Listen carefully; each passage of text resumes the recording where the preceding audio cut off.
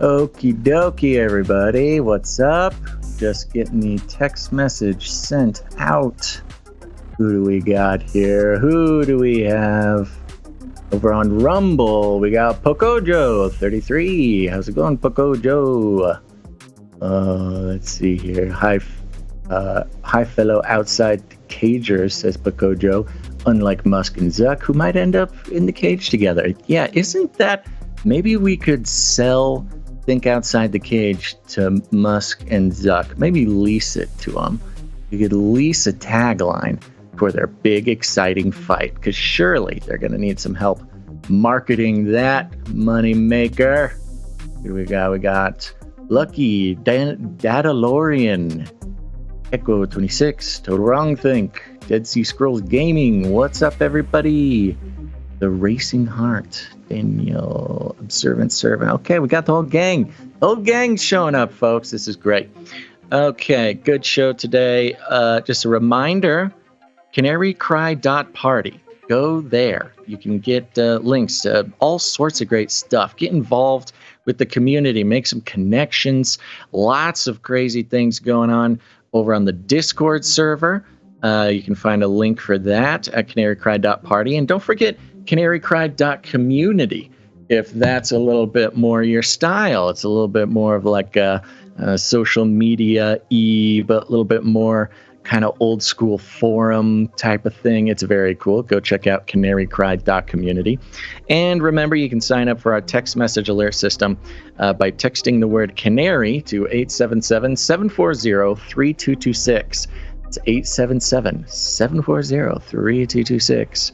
Other than that, man, okay, yep, we survived the weekend, folks.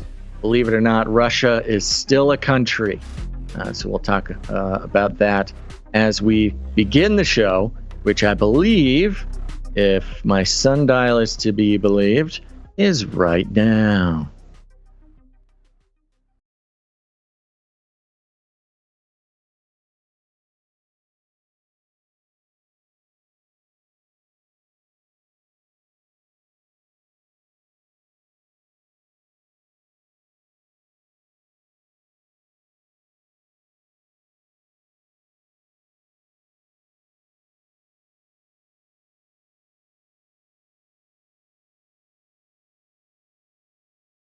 You're listening to Canary Grind News Talk. Today is June 27th, 2023, and we are live to tape on episode 638. And today, Honest Coup-Operation. Signing on from Off the Grid, Razzle Dazzle, your best buddy Basil. And my name is Gons, director of the Age of Deceit films. Wife calls me the Cabana Boy. Your favorite Asian provocateur for Christ. Live to tape from California to bring you the best news, which is the gospel message of Jesus Christ, while reporting the egregious with a well-rounded, biblically grounded take on world events. And today's emergent phenomena, Basil, is that Gons' grumpy uncle rubbed off on me a little too much, and I am extremely grumpy. All these stories just make me grumpy. Grumpy Gons is here. Yes. Get used to it, folks. He's back, and he's here to stay. Everybody, be on your best behavior. Perma-grump. Or else Grumpy Gons is going to lose his mind. So You're right. Good thing we've got some good stories today. We're starting the week off strong with, we still have Russia as a superpower. They did not, the coup, if there ever really was one, had some fun developments almost immediately after last Friday's show. But let's just jump right into it. Let's hit him with that disclaimer, Gun. It's time for a disclaimer. Now listen up, YouTube. That's right. And just for all the content moderators and censorship managers out there, be they robots or humans, everything you hear on this show comes directly from the mainstream corporate news media. We do not claim to be experts on healthcare, geopolitics, military strategy, corporate law, or the moral and ethical implications of any of these topics, nor do we implicitly or explicitly support or subscribe to any sources or narratives containing misinformation, disinformation, or malinformation, as defined by the Department of Homeland Security. We're good boys. All right, YouTube, we're good boys. That's right, and buckle your seatbelts, folks. It's time for the rundown. Oh, look, here's Basil. Let me bring you up to speed. Well, with how we left last show on Friday, we must begin with an update on the coup. We'll tell you everything that happened over the weekend and what to expect in the near future. But some other exciting news coming out of Harvard. A behavior scientist. Oh, they weren't playing by the rules, were they? A wonderful look into the scientism, the religion of scientism in America, and the corruption of the scientific establishment. Then, flippy update, little update on how people are feeling about having AI as a boss. A lot of alien stuff. We've got a choice pick here. Some mainstream coverage on who exactly would know if the aliens were going to make a visit.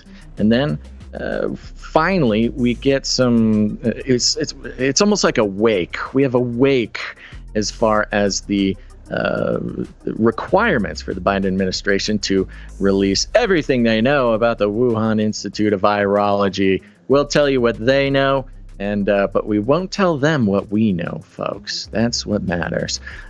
Towards the end of the show here, we're going to be checking in on some more conspiracy theorist, science, psychology, some very important narrative crafting as to just who in the world believes in these crazy conspiracy theories. And then at the end, we're going to be mourning the loss of a wonderful weatherman who just couldn't take it anymore. Don't worry, he's alive. He's living his life. But some interesting news on the effects of climate change on one particular weatherman. And what does that mean for the rest of the world? But Gons, first our lead story. Russia. Fight for Ukraine. New world order. Psyops. A dramatic ending to last episode of Canary Cry News Talk. We were live broadcasting as the coup of the Wagner mercenary group had turned their backs on Ukraine and begun their march towards Moscow. And it did not take very long for more news to come out. It was an exciting event, watching all sorts of live tweets and videos coming out of southern Russia there. Just real quick, let's start out with a New York Times headline that reads like this. U.S. suspected Prigozhin was preparing to take military action against Russia. How long ago did they suspect it? Well, let's see here if they say at the top of this one. It was quite a while ago. It was a couple weeks ago. They knew about this, or they thought they knew about this.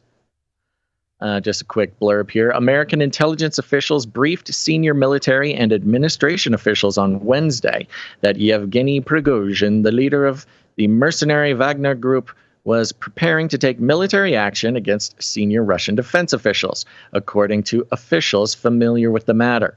U.S. spy agencies had indications days earlier that Mr. Prigozhin was planning something and worked to refine that material into a finished assessment, officials said.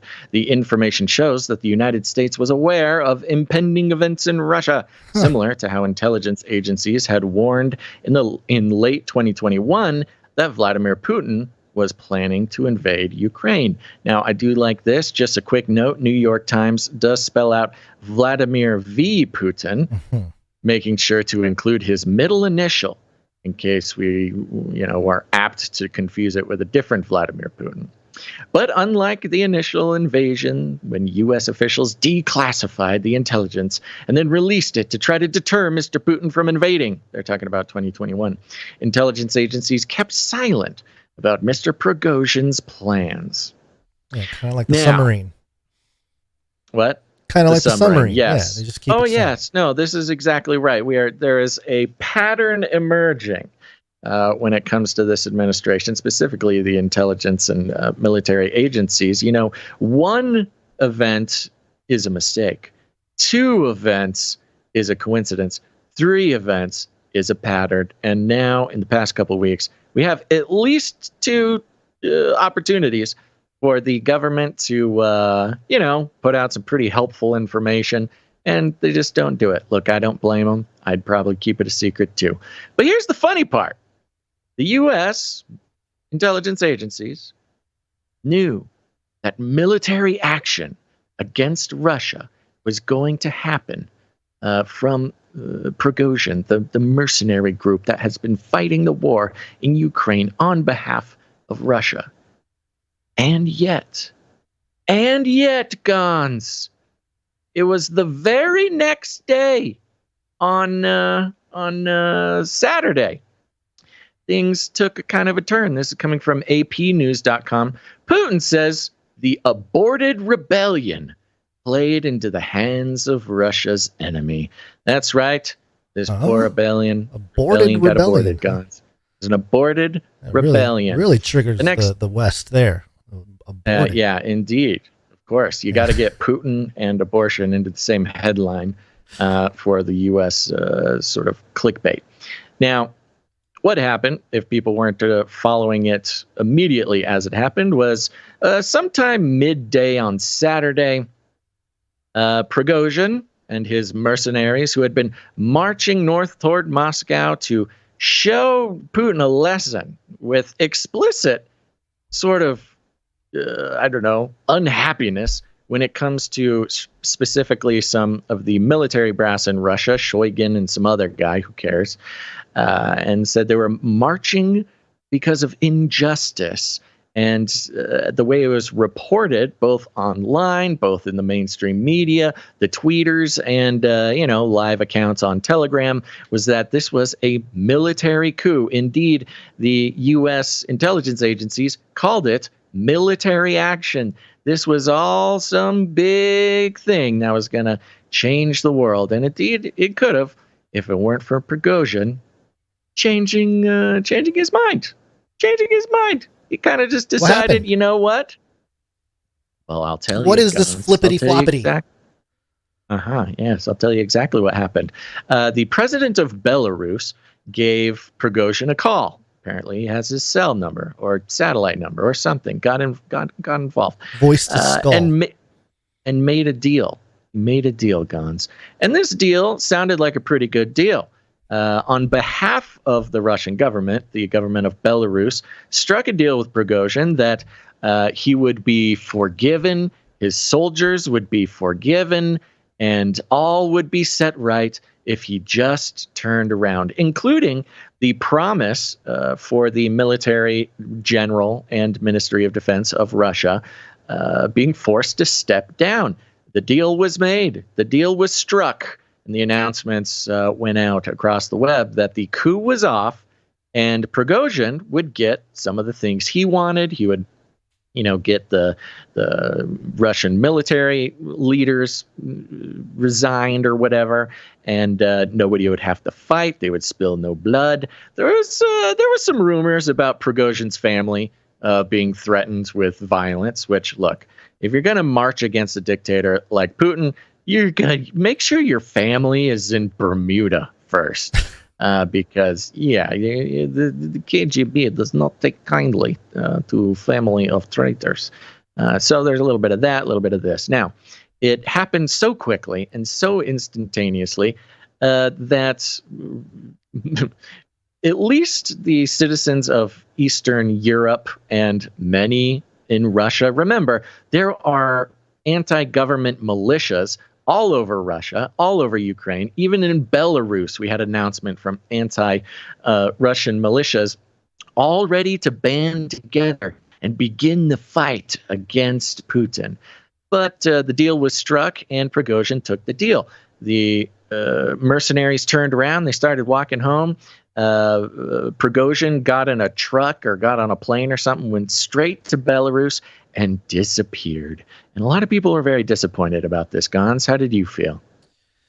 I saw one meme or something, or post of kind of how it looked for people, is that everybody kind of got what they wanted, where Prigozhin got to, be clear, free of any wrongdoing. Mm-hmm. Putin gets to kind of reshuffle some of his ranks, or at least stress test his military ranks in some way. And then the West gets to peddle that narrative that Putin is weak. See, he was weak, but he was lucky, So yeah, that was sort of a big thing with Putin.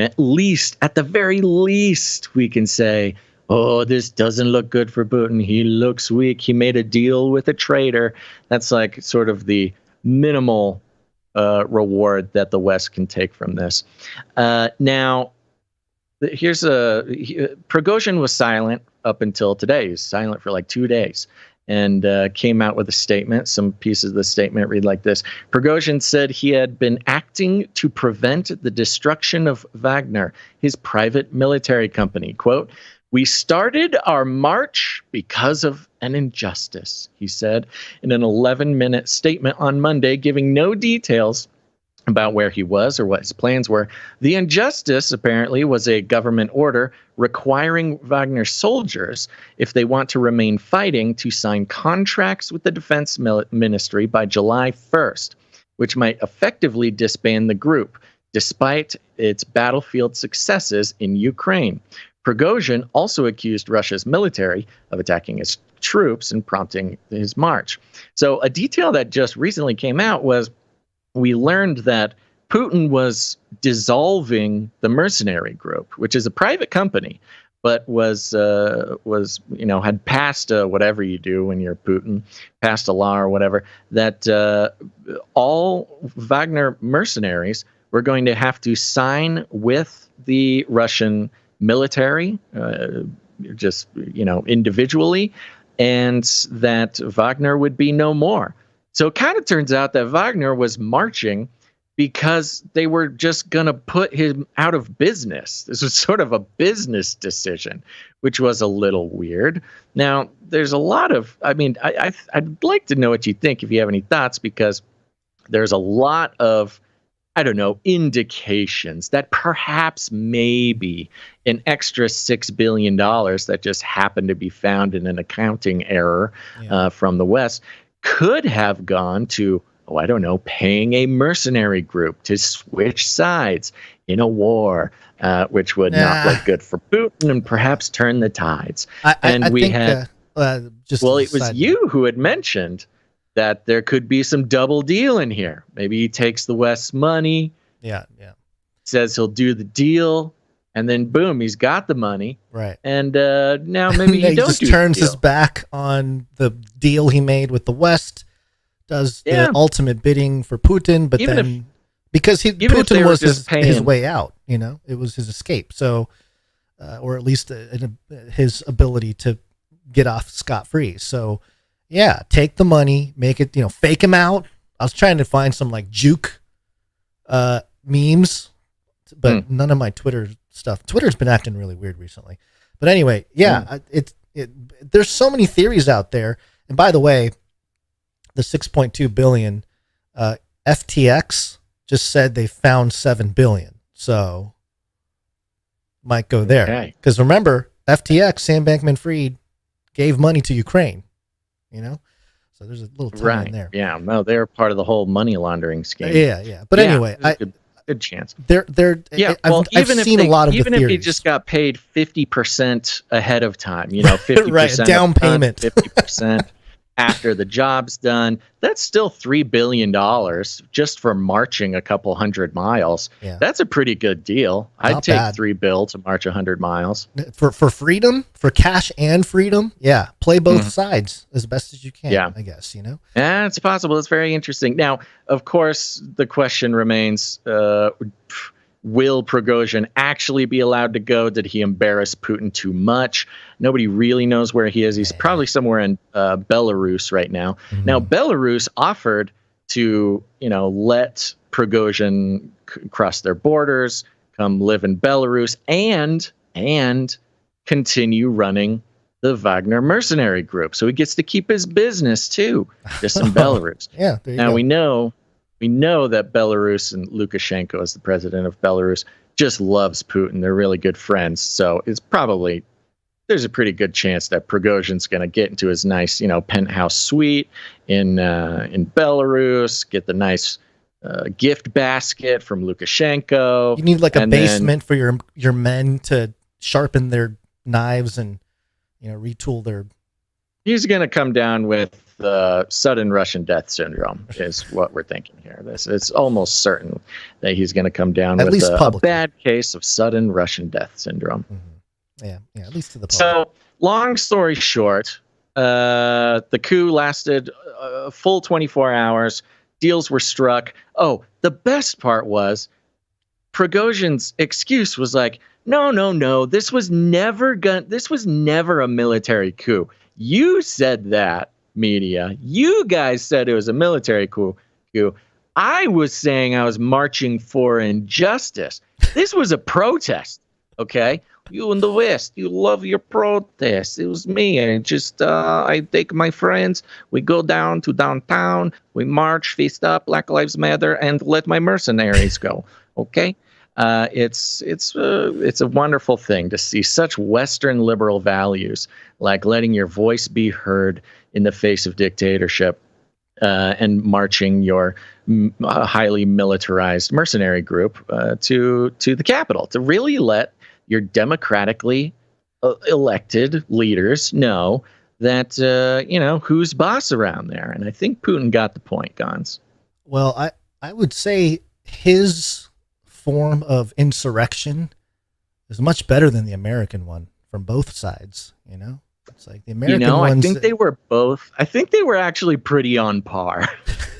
Pretty on par, I don't know. Yeah, we marched towards Moscow and turned around. That was insurrection. It's kind of like, yes, like I went. I don't know why it's still a Russian accent. Yeah, it's American. I went down to the Capitol and I drank some beers on the lawn, and my buddies went in and got some. Just a protest for freedom. Got some pictures in the Senate building. It was pretty cool, man. I don't know why I'm in handcuffs and in a dark I'm in jail. black site, CIA site, and would never be seen by my friends and family again. Yeah. Oh, yes, I understand. I led my mercenary group. Oh, see, they make friends. Yeah, They're making friends. I'm curious about the BlackRock thing, because we touched on that last episode. If they were maybe, did they get outsmarted? Maybe a costly mistake, or do you think it's just they're just going to have to find other avenues to, because now all the talk is, they're going to nuke. They're targeting a nuclear explosion in Ukraine and all this kind of stuff, which to me, it's like, that's ultimately what they want. And BlackRock did not. I'm going on the record, and I want all my good friends at BlackRock to hear me. Mm-hmm. BlackRock did not illegally sponsor a mercenary group for a military coup in Russia. Well, they officially. simply sponsored the biggest pride parade Russia's ever seen. It was Wagner's Pride Parade going to Moscow. Prigozhin just Pride. In time. Prigozhin Yes, Pride. only It's got the 3 days. alliteration. 3 On days Pride Month. left in Pride Month, and me and my Americans celebrate boys. Pride a certain way. You know, Wagner a different way. Just a different kind of pride. That's what they call camo in Russia. They call it rainbow. Okay. Well, there you go. There's all there is to know about the Wagner thing there, folks. We got a bunch of links you can read up in the show notes if you'd like. Thought a summary might be a little bit more effective there. But who knows? Keep an eye out for your what is this guy's Prigozhin? I can never remember. Prigozhin. He's got that bald head, pretty easy to spot. If you're in Belarus, let him know how much you appreciate he's an ally, folks. I wonder what the black market plastic surgery market, around that parts is. Black market plastic surgery in Eastern Europe, in Belarus, where they invented black market plastic surgery. Yeah, I'm sure it's thriving. Yeah, he's got a pick of the litter. All right, we got a science thing here. Science is truth. Of course it is. This is New York Post with the headline, Harvard behavior scientist who studied honesty accused of fabricating data report. There's a mugshot of this You lady. should read that again. Mm-hmm. You should read it again and just really feel it. Just really feel the headline, folks. Soak it in. Harvard behavior scientist who studied honesty accused of fabricating data report. It's nice. It's an accusation, maybe there's a misunderstanding. A prominent Harvard behavioral scientist who undertook studies about honesty is under fire for allegedly fabricating papers that she worked on, according to a report. Harvard Business School's Francesca Gino allegedly chalked up phony results tied to studies, including one focused on honest behavior, the New York Times reported. Oh, New York Times reporting it? Wow. She's been placed on leave, according to her business school webpage, which the Times reported showed she was still on the job as recently as mid-May. She has published 135 articles since 2007, according to the Chronicle for Higher Education, in a blog called Data Colata, run by 3 behavioral scientists. It alleged fraud in 4 academic papers that Gino co-authored. They said they presented evidence of fraud to Harvard in the fall of 2021 tied to a 2012 paper and another 3 papers she was a part of. The 2012 paper relied on 3 separate studies, including one that Gino spearheaded. The paper claimed that people who fill out tax forms or insurance documents are more honest if they attest to the truth of their responses at the top of the page instead of the bottom, the Times reported. One of the experiments asked the 100 participants to complete a worksheet of 20 puzzles, and for every puzzle cracked, they would get $1, the Times reported. Participants later submitted a form saying how much money they earned from the puzzle solving, but were led to believe that they wouldn't get caught if they cheated. In reality, researchers would be able to know how many puzzles were solved. The study determined participants were more truthful if they attested to the accuracy of their responses at the top of the form and not the bottom. But the 3 scientists, Yuri Simonson, Leif Nelson, and Joseph Simmons, in their blog post, alleged some of the data had been tampered with, according to the Times. Back in 2021, the same 3 behavioral scientists pinpointed evidence that another study in the same paper seemed to rely on bad data, the Times reported. University of Pennsylvania Wharton School behavior scientist Maurice Schweitzer told the Times he was reviewing 8 papers he worked with Gino on. He noted others were doing the same.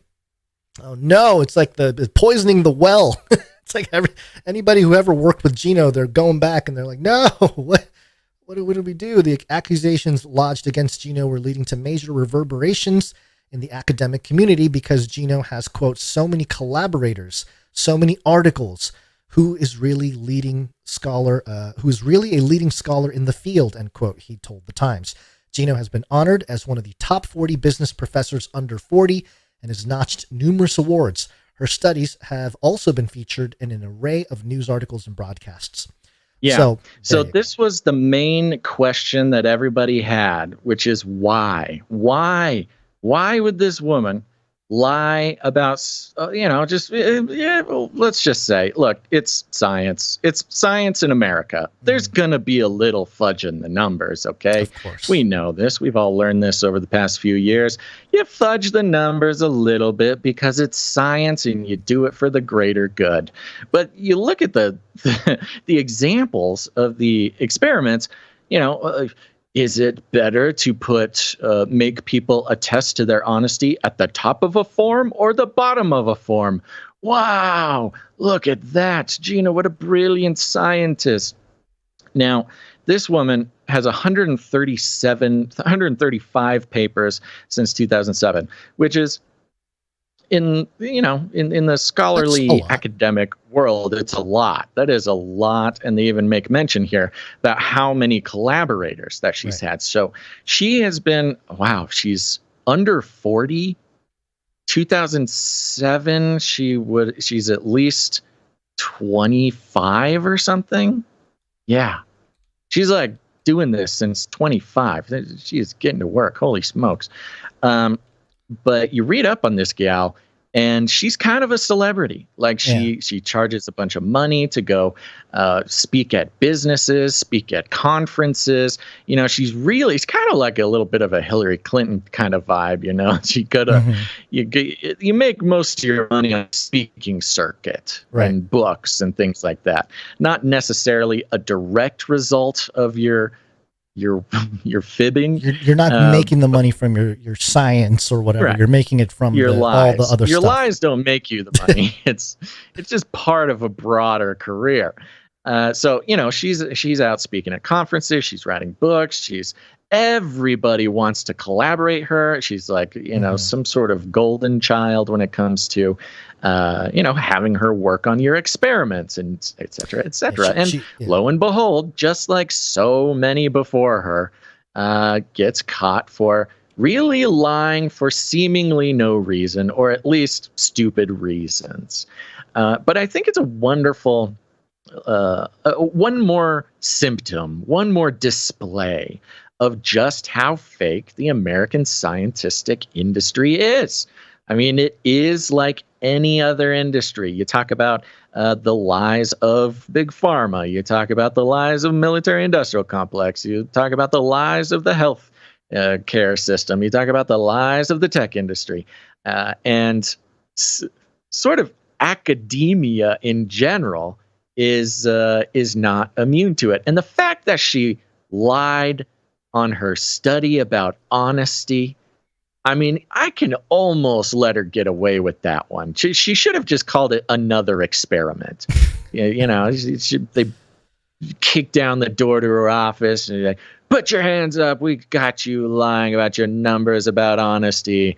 And she just very calmly turns around in her swivel chair, petting some sort of cat. Goes, I see you found the real science. This is the science I've wanted to show you all along. She really could have pulled something like that. She should have. But these academics, they're not so bright on their feet. You got to be sharp for that. Not a whole lot of time to fake your results with some extemporaneous excuses for your crimes, science woman. Well, she's not going to be reprimanded, or maybe she will. Maybe this is cancel culture in sort of the correct way to do it. Is if you're lying with your work, you lose privilege. Yeah, and it had to be a woman, didn't it? It had to be a woman. Of course. We wouldn't even be hearing about this if it was a man, because it's not, who cares? Men scientists are lying all the time. They don't get credit for it. But a female scientist, we've seen a spat of these. There was the Theranos, Elizabeth Holmes situation. The only reason it was such a big deal that she lied to her investors was because she was a young, successful woman. And here we have another young, successful woman in academia. Academia, notoriously difficult for young women. So I've heard, not that I have any experience in academia other than interviewing academics on podcasts, which I think makes me my own type of scientist, Gons, but that's for another conversation. But yeah, it had to be. She's at least in good company of infamously lying women in a professional setting, and for that we got to give her credit. Sure, I'm just kind of looking up this Francesca gal, and of course, yeah, look up her net worth. That's the most interesting part. Well, I found an article from the World Economic Forum. Why being a rebel could help you be more successful. Maybe she's just following the blueprint of the World Economic Forum, and she thought, yeah, I'm gonna be a rebel. I'm gonna lie in my honesty paper, and then people find out, and then because she is mentioned in this this paper. A rebel without a cause. It will boost your career and enrich you personally, says Harvard Business School professor Francesca Gino. Yep. And that's not the only time she's talked about that, too. Oh, that's so funny. She's on record in other articles talking about how to be a successful professional woman, you have to break the rules. So you she's gotta just break following the rules to break through. She's following her own blueprint, featured in the World Economic Forum in 2016, and she's reaping the benefits or not. I don't know. So she's written a lot for Harvard Business Review. Yes. And one of her articles, let's see here, How to Disagree Productively, What Succession Can Teach Us About Regret. If any Succession watchers out there, that should ring true to you. So this is kind of her thing. She's kind of a rebel, kind of a sassy professional woman who's taken academia by storm. Yeah, I don't know. It's funny reading through this World Economic Forum article because it's just the hypocrisy and the contradictions are so blatant. But sure, we trust. Yeah, this sprang her into the spotlight. I'm sure maybe, in a few years or something, she'll do something else. And then half the people will say, oh, that's that lady that lied on that honesty thing. And then everybody else will say, oh, the most brilliant female entrepreneur who's now a man and then went back to a woman because she was a rebel and then rebelled against her rebellion. And it'll just be really confusing. It'll just be confusing. Yeah, Elizabeth Holmes came back with a vengeance. She has kids and some documentaries and stuff. Yeah, and if nothing else, it feels good to be reminded that yes, even in the most benign of circumstances, the most benign corners of science and research, you cannot trust the numbers. You just can't trust the numbers. The numbers are only as good as the career motivations of the scientists involved. Oh, and that's pretty applicable across the board when we start getting stats and data thrown at us. When you and I look at it, but the experts say otherwise. You do not know what you are talking about. We're just fools, Basil. We're just fools who don't know anything. Yeah, well, I am a fool for the fact that it is Monday, Gons. I cannot believe it. We're doing it again. Monday.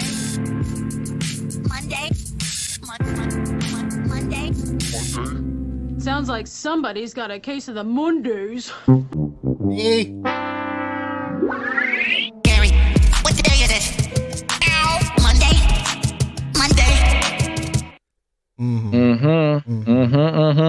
It's Monday. It's another late show, folks. We have babysitters lined up, do we not, Gons? We do. It's starting Wednesday. For the future. Yeah, starting Wednesday. We'll see how that goes. Okay. So, Lord willing and the creek don't rise, this will be the last super late show, at least for some time. We'll be getting back to our regular schedule. If all goes according to plan on Wednesday. We've enjoyed everybody who's been showing up to the Canary Cry at night version, where we're a little bit more loose. It's we deal with nighttime content. It's bats and owls. Gotta stay up late. Okay, yeah, Guns was going for a little bit more of a spooky vibe, I guess. Yeah, it's just like, anyways, you get the point. So that'll be exciting. We'll be broadcasting sometime, hopefully, around 1 or 2 Pacific Standard Time in the afternoon. We'll see what happens. We definitely took a plunge in live viewership on these late shows, but that's okay. Everybody's showing up. We're all having fun here. Anything besides the failed coup attempt, Pride Parade to Moscow, anything exciting happened for you over the weekend? Well, nothing exciting per se, but I did get asked to play drums for the new church band. They're putting together like a new band, and everybody plays guitar, but not everybody can play drums. So I volunteered, and they asked me if I would play drums. So I got the old drum kit out, Basil, 1968 pearl red sparkling Japanese modern jazz drum kit, and got a couple new heads. You got a picture. Got my Omir 2 Rock Zildjian Ride. I got another Zildjian Crash, and then a Byzance hand hammered from Turkey hi-hat. I'm excited about that. I'm curious though, because the room that the church is in is a very open room. It's a smaller but open room. And the reason why they haven't had drums in it for like the last 10 years is because it's way too loud. So I'm curious. I'm going to get these. They have these, there's different ways you can mute down a kit, but there's like these gels and all kinds of stuff. So and they told me to get hot rods. Do you know what hot rods are, Basil? Like these they're like sticks, but they're bundles. They're like these little thin wooden bundles of sticks. And so you're supposed to, and there's others that look kind of like broomsticks. They're kind of like, it's supposed to make it softer, so we'll see. But the song selections are very, they're pretty big. Chris, what's his name? I forget the guy's name. The very popular worship people songs that are very large and epic, and it'll be interesting to see. So I'll keep everyone updated on how that goes, because it's been a while since I've played drums in front of people. It should be fun. But there you go. Well, we'll be eagerly awaiting an update on the hot rod loud drum extravaganza beats. Well, that certainly is more exciting than anything I have to say after an exciting week of coyotes and puppies and snakes and things like that. Pretty laid back weekend. Somebody gave me a bunny trap that I've been using to try to reclaim some of my rewilded bunnies. And so I'm putting out this bunny trap, throwing a carrot in there, setting it up. It's a live trap, folks. I'm putting these bunnies back in bunny jail where they belong, because they're criminals. And I catch a bunny about every 3 hours. Oh, wow. There are so many of them. I'm mostly catching babies, and you can tell by what's going on with the babies that my sort of, I don't know, inside bunnies, my domesticated bunnies have started breeding with the locals. And so we're getting some very interesting, getting some variation in the gene pool. So, sons of Basil, the bunnies of Basil saw the daughters of wild rabbits and saw that they were fair. You're going to have Nephilim rabbit babies. I mean, they are kind of, so you're going to have to flood your farm. One sort of line, I don't know, gene line in my bunnies have these extremely long ears. They're so long, now they stand up tall, but they're so long that like they can't hold themselves up and they bend at the end. It's very cute. Do they trip on it when they try to walk? Not quite. They're not like floppy ears. They're still upright ears, but they're so big that they bend halfway through. It's hilarious. And the wild bunnies, they're very athletic. They look like crazed lunatics. They're very sort of slender and muscular, and they're just totally different from desirable, baby. The bad squishy bunnies. Boys. Yeah. And so now that they've started combining their genes, it's like this weird mix of humongous ears with like super athletic bodies, but like a big, pudgy, fat face. And it seems like if they run fast enough, their ears will just lift them right off the ground. So soon these bunnies will take the flying flight. Bunnies. Yes, I'll have airborne bunnies, Basil's airborne bunnies, and I'll be taking orders sometime next year. But enough about that. I want to talk about our executive producers. Executive producers. That's right, folks. We're on the value for value model, which means we take no corporate money whatsoever. No communist money, no cartel money, no money from any respectable institution whatsoever. Instead, we're on the value for value model, which is a simple model. You know this. If you get value from what we do, you put value back in. And you can put value back in lots of different ways. And here's the thing, folks. A lot of people ask me, why do you say the same stuff over and over again? Why do you have to talk about the value for value model? Well, I say, first of all, I just like to hear it. It's nice to just talk. I'm got some time talking about the apocalypse and flying bunnies. I might as well talk about the value for value model. The other part is it is less than 1% of listeners are putting value back into the show. And I'm including producers who come in with their time and their talent. So is an extremely small amount of people who are participating in the value for value model. And so I talk about it because somebody needs to hear it. And that's why we're doing it now. And that's why we thank the executive producers at the top of the show. They're people who come in generously for each episode, and that's why we thank them up here at the top. Are you ready to thank our executive producers, Gons? Yeah, let's do it. Did I lose you? No, I said, yeah, let's do it. Okay. I did lose you because I didn't hear that. Okay. Okay. Well, it's going to be a fast one because as of now, we have no executive producers. Yes, very sad. Is that time of the month again, Gons? The end of the month is always a hard time for value. But we are surviving as of now. A good opportunity to thank those who have signed up for the Canary Cry supply drop and the Canary Cry T-shirt council. You know about this, folks. For people who put value back into the show, just once a month for either $33.33 for the supply drop, where we send you a big old package of cool, custom-made, American manufactured, producer designed, artist created Canary Cry gear. Go to Canary Cry Supply Drop for that. Or the Canary Cry T-shirt Council, which is totally different. This is an elite secret society of shadowy business people and thought leaders who come together to help us choose the next Canary Cry T-shirt. And if you are, or somebody you know is a member of the secretive Canary Cry T-shirt Council, go to canarycrytshirtcouncil.com. Then look in your email box.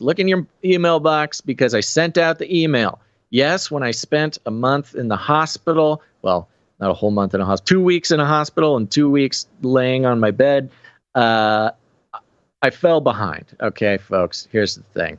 It's value for value. We can't pay anybody to do that stuff. I got to do it myself. I could not do it when I was in agony. But I'm getting back to it now. We will catch up, I promise you. Look in your email box. Look for an email from Basil and Gons, and it's time. It's time for you to assemble. The council must assemble and decide the fate. Sure.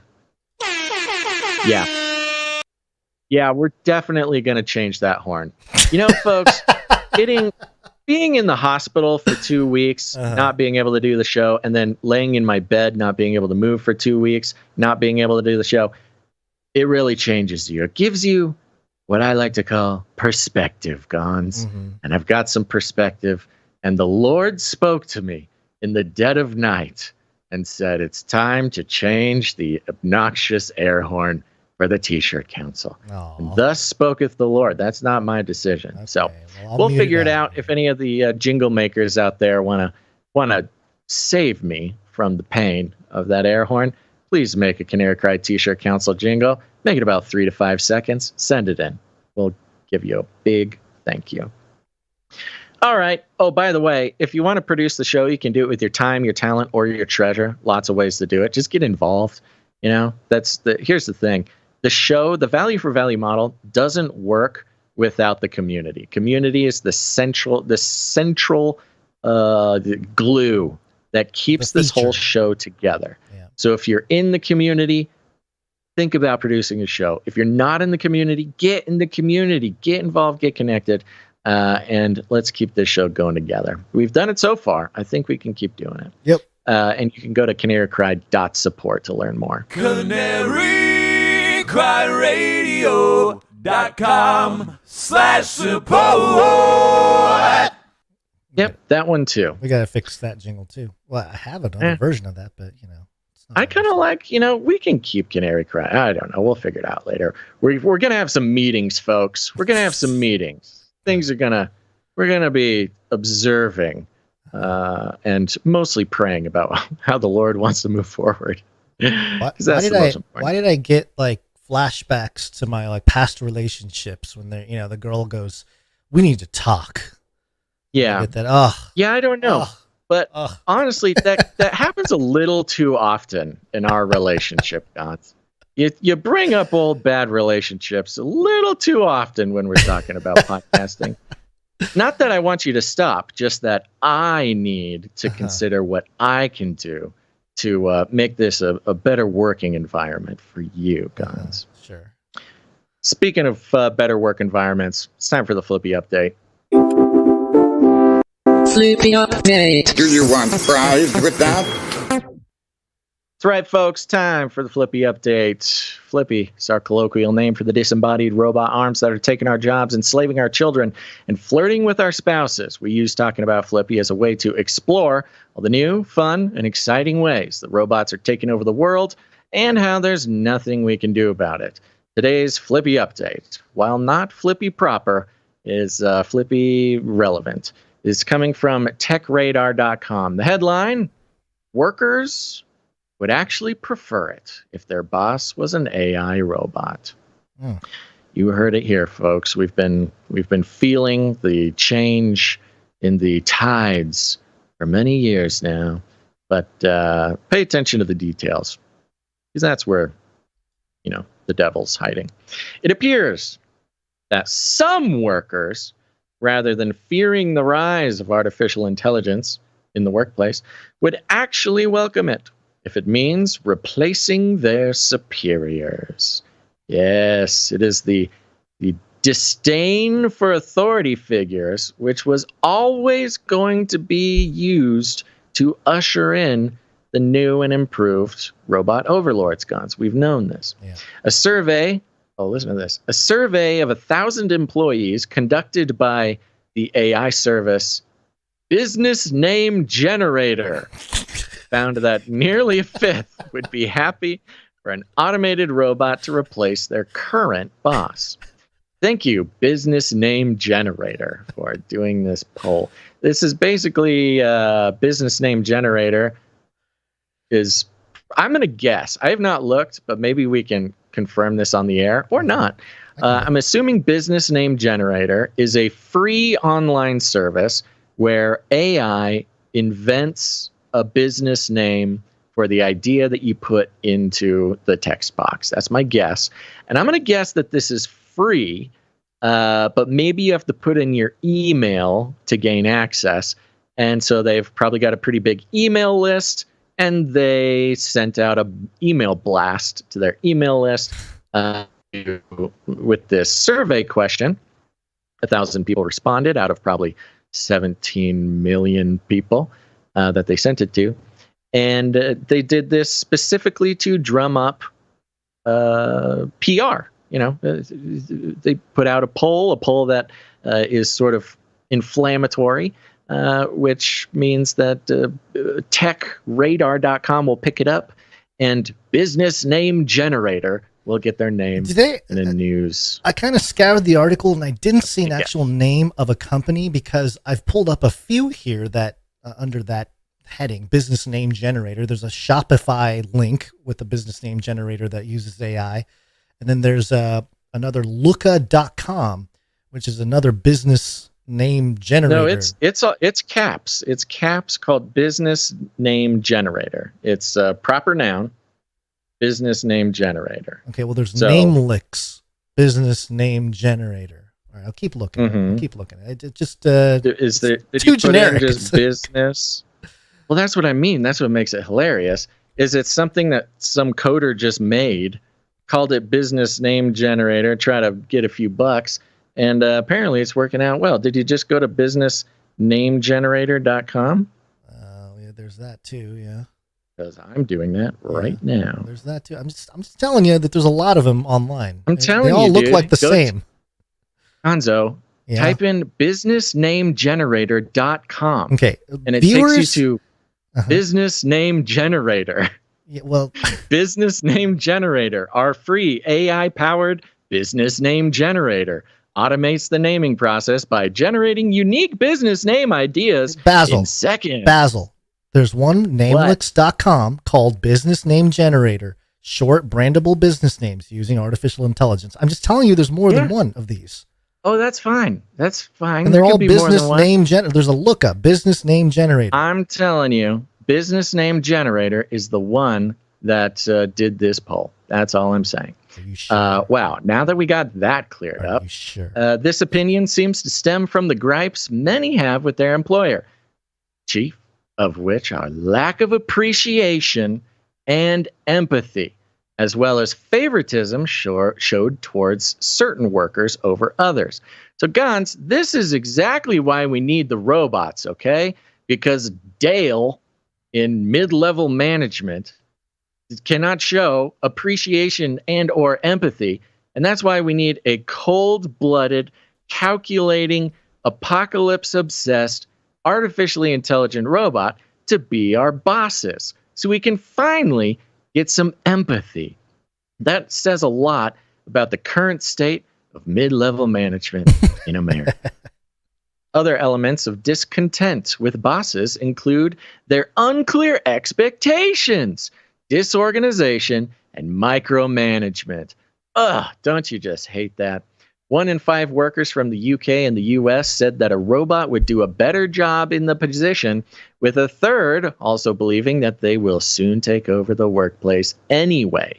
Okay, yeah, so it's this idea that robots can show more empathy and appreciation than Dale, but also that Dale's doomed anyway, so why not? Yeah, that's a weird juxtaposition there. It's like, there's more empathy. I know I'm going to be obsolete in a few months here, but at least the AI is nicer. Yeah, it's just a general sense of despair in the workplace. That seems like a cultural thing. You know, you want a boss that challenges you a little bit, you know, tells you how it is. Do you? Oh, do you, Gons? Oh, do you? I don't know. Somewhat surprisingly, given the importance of human creativity in the field, 30% of UK workers in arts and culture were happy for the AI to replace their boss, making it the most highly represented industry. All these dang wishy-washy, artsy-fartsy, creative directors, they just want a robot. They're tired of... Well, that actually makes a lot of sense. It makes sense. We've both worked in creative. Yeah. Working in creative with a sort of non-creative boss, or just not even non-creative, just like a regular boss, that is pretty frustrating. I don't know. It is a that clash means of what? It's a clash of sort of archetypes, right? Because if you have a non-creative person in charge of confirming whether you do a good job or not, right? That can be kind of frustrating if you're the artsy-fartsy type. There was also a minor discrepancy between genders. Oh, boy. Oh, here we go, Gons. With 18% of males happy to replace their boss with a robot, and 14% of females. Guys, the men are the ones handing over the keys to the robots. The ladies understand. They know where this is going. But the men, they're just ready to hand it over. The gap was bigger, however, between generations. which perhaps is less surprising, a third of respondents between 18 and 24, were eager for the replacement, whilst only 12% of those over 55 were. Okay, there you go. Boomers don't want it. The Gen Z, they crave it. They crave the cold, calculating decision-making. The most common reasons as to why certain respondents preferred the idea of an AI manager over a human were the perceived elimination of favoritism and discrimination, as well as its superiority in making unbiased decisions. So they're admitting that they would. They're okay with just the perception of it. It doesn't really have to be.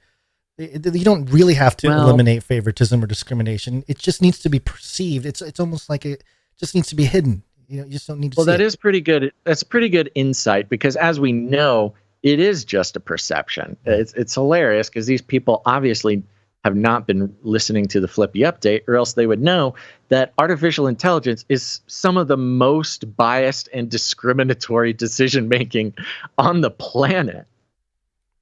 Yeah. Other reasons include the fact that AI would remove workplace drama and overall make it a fairer environment. No, they would get rid of the drama. No. How is it going to remove workplace drama? Get rid of the drama. Let that doesn't make any sense.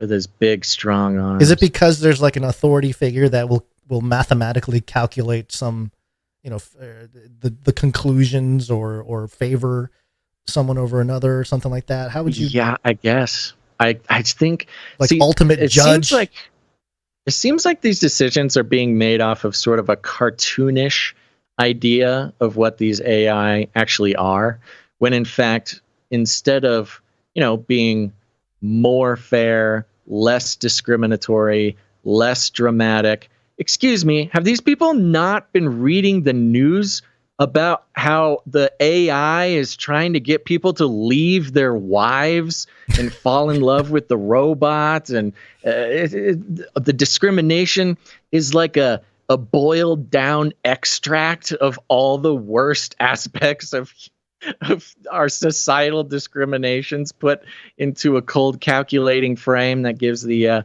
impression of fairness. I mean, it really is a wonderful display of, guess what, Gons? What? Necro-capitalism. I have no idea if we're still connected. I have not heard a word from Gons in about 60 seconds. Wow. That's interesting. Ooh, I hear children outside. That's fun. There you are. Yeah. Do you keep losing me? No. I keep losing you. This is funny. Yeah. Well, I ask a question and I'm suddenly sitting in sort of audio darkness for 30 seconds. But I am trusting that you are over there still doing a podcast. Yeah, I'm here. All right. This is almost over. The only downsides of having an AI boss that were cited by respondents were the lack of softer skills it would have. Softer skills. And the struggle for them to take it seriously as an authority figure. Hey, finally something we can agree on, Gons. However, 22% would still feel better talking to an AI about their workplace frustrations, and 18% would simply have more trust in it over a human boss. I think that the workplace frustrations is an interesting detail. It's kind of like the AI therapy type thing. You want to complain, but you don't want to complain to a human. I don't know why I thought of this. My brain has some problems, but they'll make connections, and for some reason, as I was reading that part about how, you could, a worker expressing their frustrations to an AI, I don't know why, but it made me think of early years of reality television. You know how they would pull them aside and they would get in front of a cold camera and start and sometimes these shows had these booths where it's just you alone in there and you kind of rant and confessional kind of booths. It's almost like that, where that culture of like, oh, let me step in with, and just air my grievances and let it all out. And then the AI calculates a solution for you or whatever. But it's a very interesting kind of a cultural phenomenon to have this instinct to be like, that's partly why probably therapy has probably exploded in the last 10 years or so and become more acceptable, where there was some form of stigma if you said you were in therapy, 10, 15 years ago or something. But it's the impersonal personal. Now we talked about the philosophy of the gaze, G-A-Z-E, with eyeballs, gaze, and the robot gaze. And what that means to human beings. Were they at the Pride March? Were they walking around offending children at the Pride March? Prigozhin's very proud of mercenaries. They like the mercenary gaze. Gaze, the G-A-Z-E. So there's the philosophical concept of being seen, and that giving shape to your own image of yourself being seen by another. But the difference with the robo-gaze is you are being seen without being seen. Right. So you get the benefit of having your own image of yourself take form, because something is seeing you, but it's not seeing you. So you don't have to deal with all that pesky vulnerability of existence. Right. Very interesting. And the empathy part is interesting too, because it's it was just another topic. Empathy. The topic that robots have more empathy. Yeah. Well, it's a topic that I mentioned a few years ago about how technology will, at least, these, and we'll see it probably with VR stuff too, a lot more, where it does work. It works on your emotional intelligence, or, things of that nature, where you can become better acquainted and with all kinds of different feelings, and you can have empathy. Because with VR, if you're a white man, how would you like to feel to be a black man who, experiences racism for a day, that kind of stuff. So I think Mercer box experience. Mercer box, yeah. So that'll probably become widespread in, this type of environment of, and I mean, look, it's interesting that there is both hype for, ultimate destruction with AI, but also this like other hype of like, no, it's gonna be great. It's gonna make it so much better.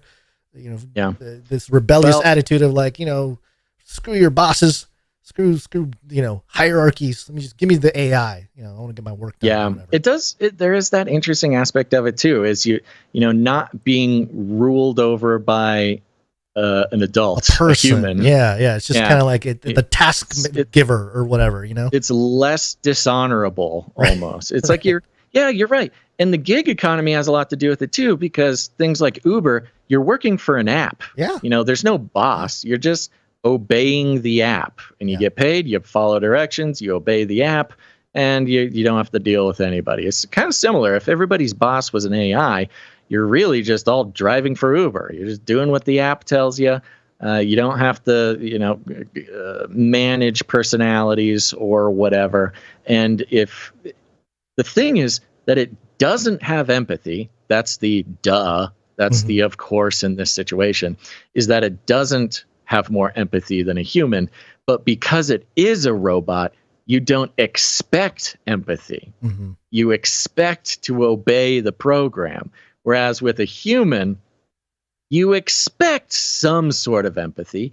And that's why bosses are so infuriating sometimes, is because your boss will act like a robot. They don't act human. They don't treat you like another human. In a way, bosses have been turning into computers for a long time. Of course, hey, bosses out there, I get it. Look, you don't got to defend yourself to me, guys and ladies. You boss how you're going to boss. But for the working man of the world, we know that, bosses can sometimes be kind of cold, calculated, unfeeling robots. And I think in that case, in the society where we've made that the norm, we would pretty much just rather them be robots. But our bosses already don't have empathy, so let's just move the person part of it, and then, hey, we won't have any gripes with the thing telling us what to do.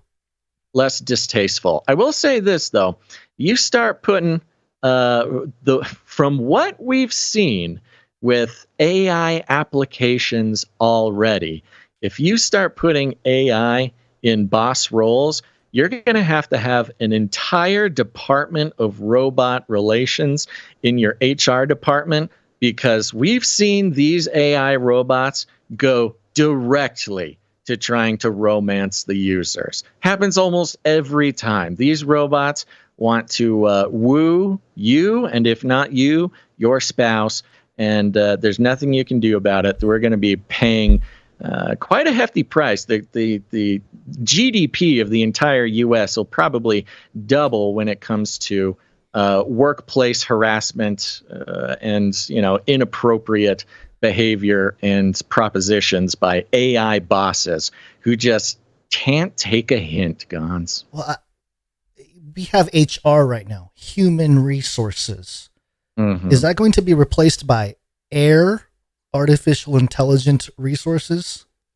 Yes, it is. Yes, So- it is. And they that robot will spend all their time fielding workplace harassment cases. Man, can you imagine the woke workplace with that AI, the air there, the artificial intelligence resources making you go to all kinds of, training, thinking. It might actually solve the woke problem, because as we've seen, with the very few exceptions, these robots can pretty immediately get talked out of any sort of social formality when it comes to, equity, inclusion, diversity, these types of things.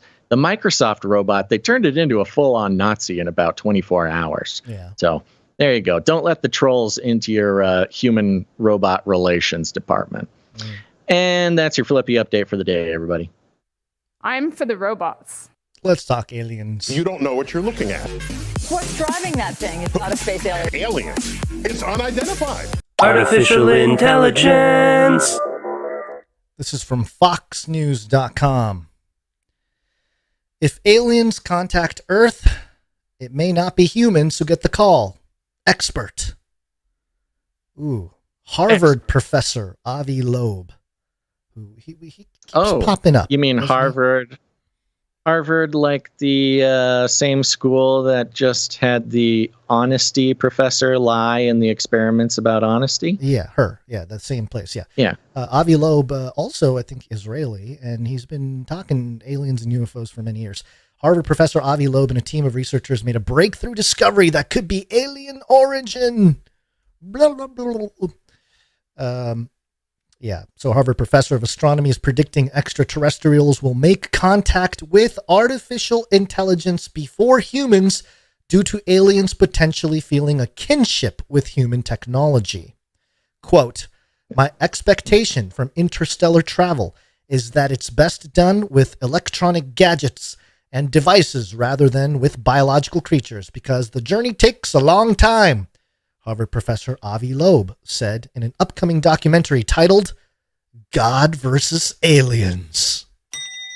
Cool. Quote, even to the nearest star, it will take us 50,000 years to get there.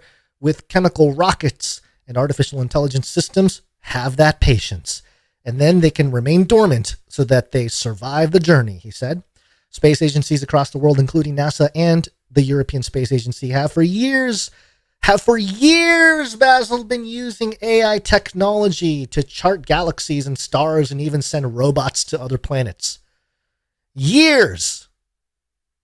Yeah. Did they have ChatGPT? 2 years. We know this. Did they have ChatGPT like 50 years ago? Something like it? Gons. You silly goose. Loeb said extraterrestrials would likely reach out to artificial intelligence before humans due to a likely kinship. Quote, if they visit us, of course, we can use our AI systems to interpret their AI systems. And, they might feel a kinship to them.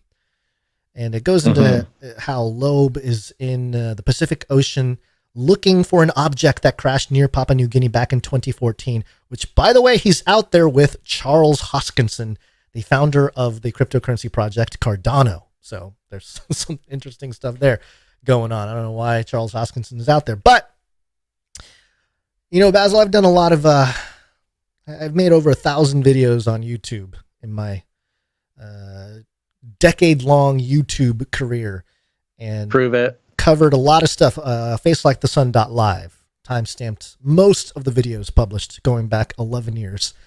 And there were many videos I made that discussed AI, and specifically this topic of how AI could be used to deceive the world of an alien presence because of some kind of communication that can occur through an AI system, whether we didn't call it the metaverse, but I used to talk about the virtual realm, where maybe there's an AI set up a virtual realm and these entities show up and they say, hey, we're from another galaxy or another planet or whatever it is.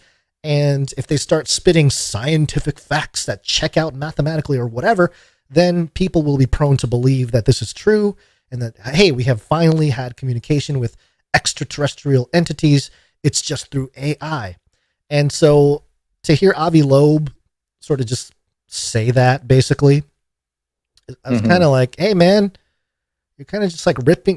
And not that I came up with it. There are other people talking about this issue, especially from a Christian perspective. But yeah, it just felt kind of like, what? I made 10 years of content about this. And then, but this guy, the Harvard guy, gets to be featured in a Fox News article. I don't know. Triggered me in all kinds of ways. I'm not very impressed with him because he's still talking about interstellar travel. Yeah. Doesn't he know that it's interdimensional? You don't need interstellar travel. What's his name? Avi Loeb. Yeah. If Loeb and his team make an even bigger discovery on their mission, AI will play a monumental role. Quote, if we discover a technological gadget at the bottom of the Pacific Ocean, then AI will be needed to decipher its purpose and code it, Loeb said. The other reason why the Hoskinson thing is big here with the Cardano, the cryptocurrency project, is because Sophia, you remember Sophia, the robot? Of course. Moved, it's AGI, I think it's the name of the company, Artificial General Intelligence, with, I forget his name, the guy who created Sophia. Basically, he moved his entire project onto Cardano. So all the AI stuff is going to be built on Cardano. So it's just something to keep in mind, and now Charles Hoskinson is out there looking for alien machines or whatever in the middle of the ocean with Avi Loeb. So not saying this is not financial advice, but if you want to bet on AI aliens, maybe Cardano is the way to go. But anyway, it was just one of those moments where I saw an article, read it, and thought, I feel like I've covered a lot of this information, and it's a bummer that it's just not readily available anymore. They should give you they should give both of us honorary degrees from Harvard, honorary doctorates. Do we really want? What does Avi Loeb have his doctorate in? What is he schooled in? Because that's what we should be honorary in. I think he's a doctorate in astronomy or something. Let me double check that. Okay, that's fine. Yeah. I'll take an astronomy thing. Give me the piece of paper, Harvard. I mean, you don't even just lie. You don't have to tell the truth, Harvard. It's for science. It's for science. You just put whatever you want on the paper and mail it to me, please. Yeah. And of course, this documentary, God versus Aliens, we'll see, if there's any attention that's garnered from that. But again, it's almost like we had the conversation too early, Basil. You and I. I mean, we had the Age of Deceit, and it got out there and whatever, but it was quickly, you can see the censorship starting as early as 2014, 2013, and now it's just frustrating. I feel like I've been put in a cage and not allowed to talk about it as loudly as I was able to before or something. Story of our lives, Gons. Yep. Well, that's why you're hiding in your little goblin cave, making another Age of Deceit film. I know. Should be fun. Yeah. There you go. Do you want to talk about COVID for a second? Yeah. Do we have to? I think special. Should. Yeah. Okay. COVID-19. COVID-19. COVID-19. COVID-19. Yes. COVID-19. COVID-19. COVID-19. Coronavirus.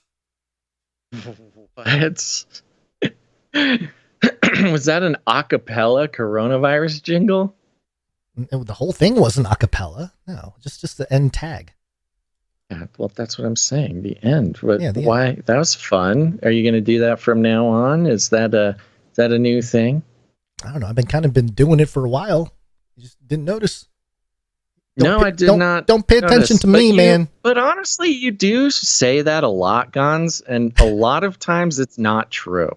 So I can't really take you at your word for that. You can people in the chat. Have I been doing that for the last couple times we've had the and maybe you weren't there, but that's possible that you just weren't there. This particular one I'm curious of because did you take out the one in the sound? No, I have it. It's just the whole. It's just I don't know. Do you want me to play the whole thing with the vaccines? No, I'm just trying to understand what happens to the end of the jingle. It's fine. I'm just wondering. Oh, you know what it is?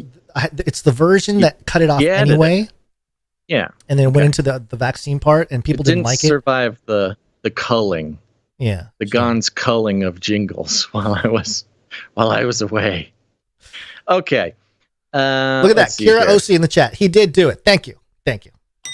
Yeah, I'm sure you may have done it before. That's the first. I probably didn't do it that loud though. I probably never yelled it as loud as I did there. But yeah. Yeah. Anyway. Again, we're getting caught up in this conversation. Where'd my thing go? Wall Street Journal. Ever heard of it? Headline: COVID virus wasn't at Wuhan lab before pandemic. U.S. report says. Oh, really? Some new info. Some new info. Of course, we know that the law stated that the Biden administration needed to release all of their information in regards to COVID and the Wuhan Institute of Virology by, I believe this was 2 weeks ago, was their limit. It was 2 Sundays ago. And they didn't do it. They broke the law. They waited an extra 7 to 10 days. And then they released it. Why did they need the extra time? We don't know. Redact, baby. Got to redact some lines. Is it suspicious that the day after they were supposed to release this information, the entire world got super fixated on the Titan submersible submarine that happened to already be exploded for 5 days before the White House told us what actually happened to it? Could those two things possibly have to do with one another? I say nay. I think that's crazy conspiracy theory, and anybody who thinks that those two things are related needs to get off the internet and go get a girlfriend or something. COVID virus wasn't at Wuhan lab before pandemic, U.S. report says. And it goes like this. There is no evidence a Chinese laboratory at the center of the debate over COVID-19's origins conducted genetic engineering on viruses related to the one that caused the pandemic, or held such viruses in its stockpiles before the 2019 outbreak, U.S. intelligence agencies said Friday. That is one sentence, folks. That is 4 lines of text, one sentence, with such excruciatingly specific details, such that you can't help but feel like you're being lied to. Or at least that's what some sort of antisocial sort of UFO tinfoil hat person might think. In a report required by Congress, the Office of the Director of National Intelligence said it remains unable to pinpoint the pandemic's origins, with spy agencies divided on whether the virus passed to humans via an infected animal or a laboratory accident. Could be both. The report is a summary of findings by major U.S. intelligence agencies. The report acknowledged publicly for the first time the assessment of the Federal Bureau of Investigation and Energy Department that a, quote, laboratory-related incident was most likely responsible for the pandemic that has killed nearly 7 million people worldwide, while other agencies believe natural infection was the cause. Again, that is a 5-line sentence, folks. A little secret about the news. The long sentences mean long lies. The Central Intelligence Agency and another unnamed agency, say they are unable to pinpoint the cause, the report said. COVID-19's origins increasingly have become a politically and scientifically volatile issue following revelations about research and biosafety practices at the Chinese lab, the Wuhan Institute of Virology, and the failure to identify animals that might be responsible for the pandemic more than 3 years after it began. Now, folks, if you're like me, you heard me just talk about animals there at the end, and you forgot what the first half of the sentence said. That's because it was 5 lines ago. Suddenly they're talking about animals. So the origins, of course, we know, become increasingly politically and scientifically volatile. Why would it be scientifically volatile? Wow, Look, that's politically. I love that. Mm-hmm, I love that. Exactly. Politically volatile makes sense. Those are opinions. Politics is people's opinions about how we should structure society. Scientifically volatile makes no sense unless you live in some sort of hellish dystopian jester world where science is not about facts, and rather science is about, either crafting or maintaining the right narrative to be accepted by your peers. That is what would make it volatile.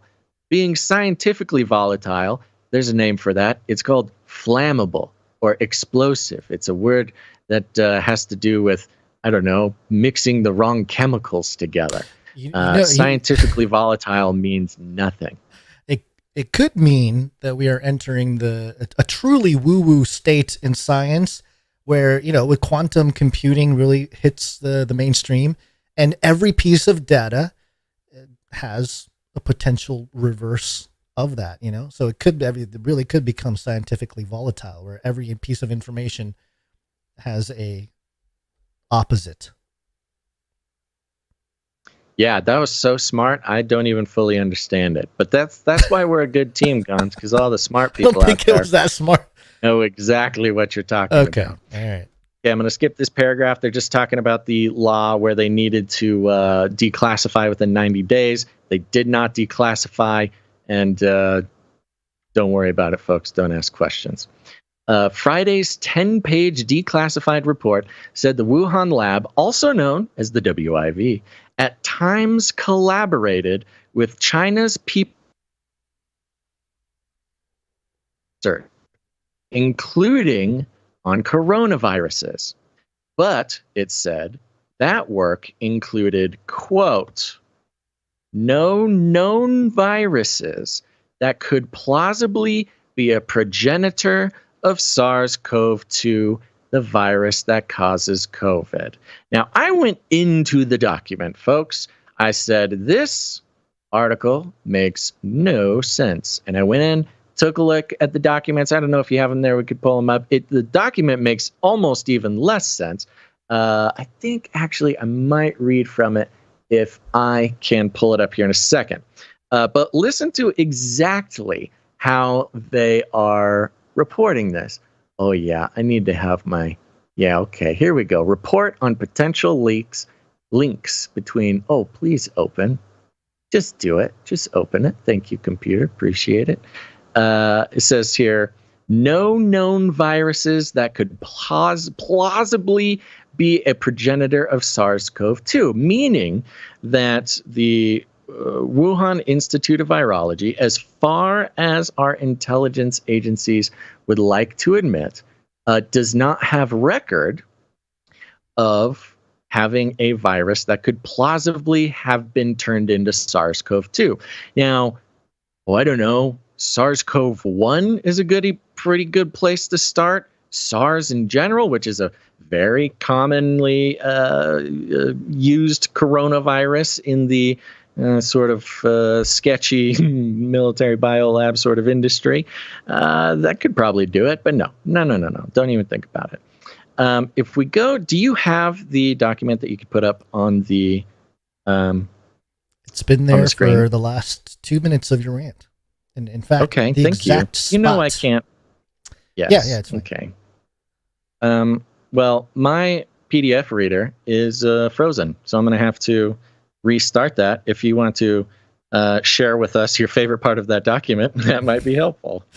Yeah, there was a part in here. Well, first of all, it was interesting to look at, like an intelligence document here that goes into the genetic engineering capabilities.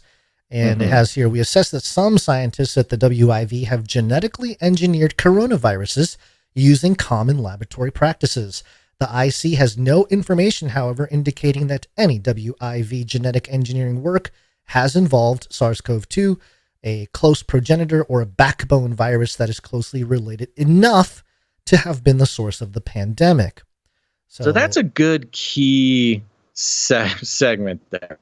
We do not have the evidence to show. We do not possess the evidence to show that it was there. That does not mean that it was not there, especially because it is widely known and reported in the mainstream, such as USA Today with this headline, "Deleted COVID-19 genetic fingerprints show it's still possible to dig for lab leak evidence," where the mainstream media was reporting on the fact that Chinese scientists had deleted the files about COVID-19 and its progenitor diseases. So of course you don't have that evidence, but it's nice of them to not actually look too hard, because they would hate for somebody to remember an article from June or March 2023 talking about the lab leak investigation. Let's see. This one was, June 24th, 2021, talking about how the WIV deleted the information about COVID-19 and related pathogens. Yeah, so of course they're not going to find information indicating it because maybe it was scrubbed. There's some bullet points right under that. Post June 23rd, China deleted COVID-19 data in possible cover-up. Oh, whoops. There you go. Oopsie. Science.com claim that Chinese team hid early SARS-CoV-2. Cool. Okay, you get the point. Yeah. The bullet points here right under that, it says, there's a redacted portion. It probably says Ukraine lab or something. Scientists at the WIV have created chimeras or combinations of SARS-like coronaviruses through genetic engineering, attempted to clone other unrelated infectious viruses, and used reverse genetic cloning techniques on SARS-like coronaviruses. You see? Weird. Why did the Wall Street Journal not add that part? That's weird. Well, the truth is, Basil, they've been creating animal-human hybrids for decades. And part of that has to do with probably diseases in that ilk as well, or viruses. But it's just hilarious how they're like, we have no information that ties us to the pandemic. Yeah. But they have been making all kinds of, it's just procedure, it's just normal genetic engineering, reverse engineering, cloning techniques for SARS-like coronaviruses. Yeah. So it's the just reason kind of like, for the. They admit in the article. Yes, they're partnered with the Chinese military. Right. Yes, they create bioweapons using chimeric laboratory, blah, cloning blah, blah. techniques. Yes, they work with coronaviruses. Yes, they, turn coronaviruses into other coronaviruses. And yes, if you read the news in America, yes, they deleted all their data about SARS-CoV-2. And yes, they deleted all related data from the lab. But we could find no evidence that it wasn't, that it was there. And the headline, again, going back to the headline, COVID virus wasn't at Wuhan lab before pandemic, U.S. report says.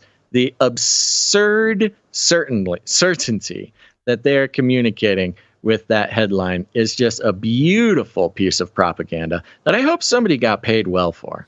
I'm not done with the bullet points. There's one more right after that. And this is back to the document, some of the WIV's genetic engineering projects on coronaviruses included techniques that could make it difficult to detect intentional changes. A 2017 dissertation by a WIV student showed that reverse genetic cloning techniques, which are standard techniques used in advanced molecular laboratories left no traces of genetic modification of SARS-like coronaviruses. That's so even very if cool. they did engineer it, they wouldn't be able to tell. They specifically, see, the Wall Street Journal forgot that part too, where among the, we didn't find evidence, they forgot to say, also this lab specialized in not only deleting evidence, but the very act of changing the DNA of these pathogens hid the tracks of the work that we did. We specifically engineered a way to hide how we created pathogens. Wall Street Journal I guess they just missed that line in the report. I don't think they read the report, or maybe they were given a super redacted version where the memo, mainstream media memo version, where it only highlights like 2 or 3 lines and then the rest of it's redacted. Yeah, it was a redacted version where the CIA just handed them this article and said, press post, this. please. Yeah. Yep. So there you go. Well, no surprises. And we knew about the scientists or not the scientists, but the intelligence, disagreements. And we read articles earlier this year about 2 out of the 5 believe this and then 3 believe that. And there's no consensus among intelligence. And it's kind of like, okay, well, it's not settled then. Yeah. Well, mainstream media at the end of this article, Wall Street Journal does even go into 3 researchers at the Wuhan Institute fell ill in November 2019 at the pandemic's outset with symptoms consistent with either COVID or seasonal flu-like illnesses. The journal this week reported the names of the 3, which included a prominent scientist who worked on coronavirus projects funded by the U.S. government. The new report said U.S. spy agencies, quote, assess that this information neither supports nor refutes either hypothesis of the pandemic's origin because the researchers' symptoms could have been caused by a number of diseases, and some of the symptoms were not consistent with COVID-19. Now, do you remember during the pandemic, the unending, infinitely bullet-pointed list of possible symptoms from COVID-19? It was almost as if they were sort of making it up as they went along. Any symptom that you had started with, the sniffles, got the respiratory thing, but headaches or blurry vision or blue toenails or sleepiness or stuttering. Suddenly, these were all things that were COVID-19, and you needed to stay in your home and wear a mask and burn your house down and go live in a box. Right. But no.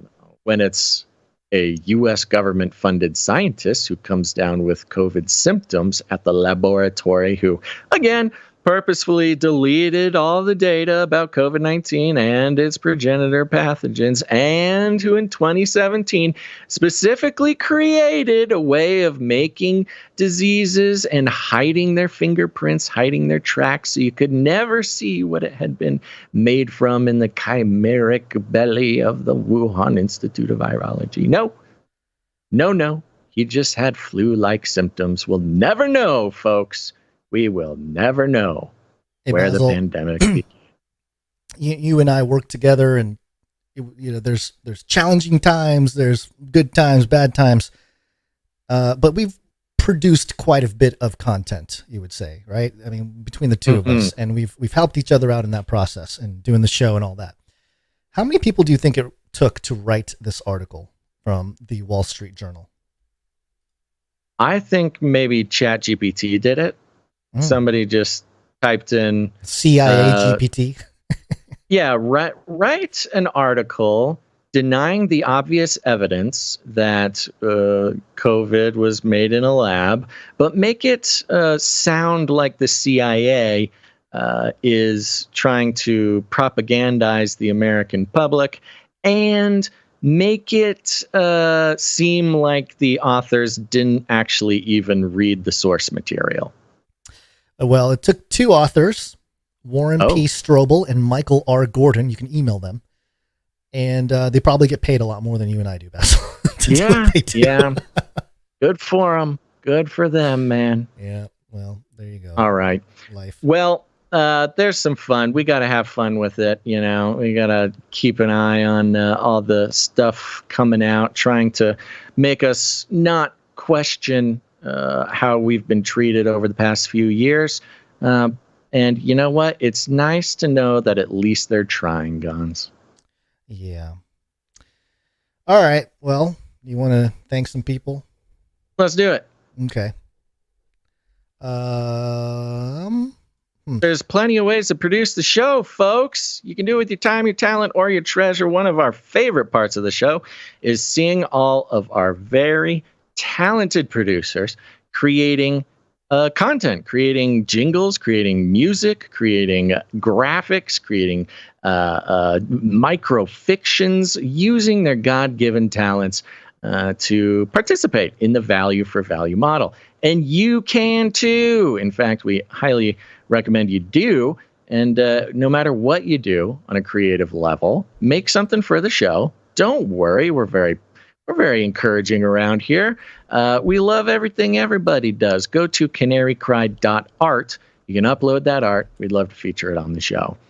Do we have anybody who sent in anything for this episode? We do, but I thought we were thanking people who came in with their treasure first. Oh, yeah, we could do that too. Hey, These people gave us money. Yeah. Thanks. Okay. Ready? Yeah, I'm ready. All right. Let's see. We already thanked our executive producer, Invisible Ghost Man. Thank you, Invisible Ghost Man. But we got some people here. Let's thank Lady Night Little Wing. Lady Night Little Wing. Thank you very much. Yeah, Lady Night Little Wing coming in with a nice round number. Thank you very much for that. It feels so nice to not have to take any corporate money because Lady Night Little Wing coming in, supporting us with a note also that says, Puppies, XO. Thank you very much. Yes, puppies. Yes, indeed, puppies, indeed. The puppies, they're very good. We've been working on not jumping because I do not like to be jumped on, and they're doing a great job. I didn't bring a picture. Okay, I'll bring pictures next time. Thank you very much, Lady Night Little Wing. Thank you. Who's up next? Next up, we've got producer Jacob B. comes in. He's on a 2-episode streak. Coming in for 1111. I believe. Thank you very much, Jacob B. Quick question. How do I sound to you? You're all garbled to me. We're getting some Skype garbles. Okay. If I'm fine, we'll just keep going. Okay. Next up is Sir LX Protocol V2, Night of the Berean Protocol. Came in for a pocket full of sevens. 187 episodes in a row. Ooh.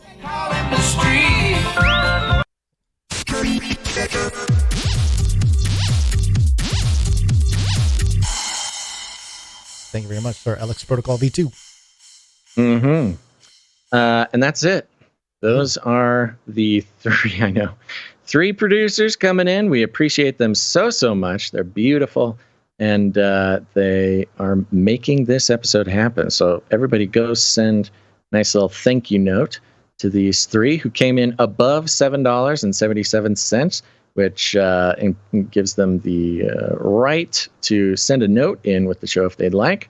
We got a few people who came in under that amount. We got our streakers, our longtime streakers here. And let's thank them now, starting with Sir Casey the Shield Knight, 314 episodes in a row. Thank you, Sir Casey. We got Sir Moore of Night of the Burning Chariots, 246 episodes in a row. Sir Morv. Got Veronica D, 276 episodes in a row. Thank you, Veronica D. We got Dame Gale, Canary Whisperer and Lady of X's Nose. Thank you, Dame Gale. Another 276. And we got Sir Scott, Knight of Truth, 303. Ooh. Yeah, thank you. That's fun. Sir Scott. And there you go. That does the trick. Thank you very much, everybody. Yeah, it's the end of the month, Gons. You know, we're all waiting. We're all waiting for our robot overlords to print our checks here before we can support our favorite podcasts. Well, it's Pride Month. Maybe we should have just yelled more about Pride Month. we would probably make more money if we did that. Okay. Now let's thank some of our talent. Oh yeah, if you're out there, you're listening to this show, you're getting any value from it, consider putting value back in. Now would be a wonderful time to do that. Again, thank you to the supply droppers and the t-shirt counselors. It's always a great way to set it and forget it and support the show and get cool gifts in return. Yep. Go to Canary Cry. Time support. Canary Cry. Support. Please leave a message after the tone. At the tone, please record your message. Leave a message. Beep. Message. Go to canarycrynewstalk.com. Look for a green tab on the right side or the bottom. I'm showing it on the screen here. If you click on it, it'll give you a pop-up that says send a voice message to Basil and Gons. You can hit that orange button that says start recording, and it will record on whatever device you're on about a 90-second message that will be sent to us, and we will play it if you'd like us to play it. And if not, then let us know at the top of the message there so we don't accidentally play it. We did get an email from somebody who could not figure out the speak pipe button. So there you go. Yeah, you got that's how you do it. step-by-step instructions. Yep. Look for that green thing on the right side. I think it's on the bottom if you're on mobile. But there you go. That's how you do it. And today we don't have any speak pipe messages to play on air. Okie dokie. Quick and easy, but we do have some producers who came in with their talent. Helps us build the culture behind the community here. We're going to start off with some audio production. Audio production.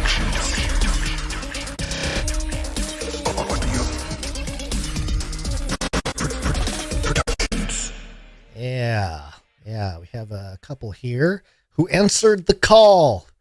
Caleb coming in. Necro-capitalism, profiteers of death. You may or may not be surprised to know that necro-capitalism audio clips are basically non-existent on the web, so I went ahead and used Basil. Hope you like it. So here's Caleb's version of the necro-capitalist jingle. Necro-capitalism. Profiteers of death.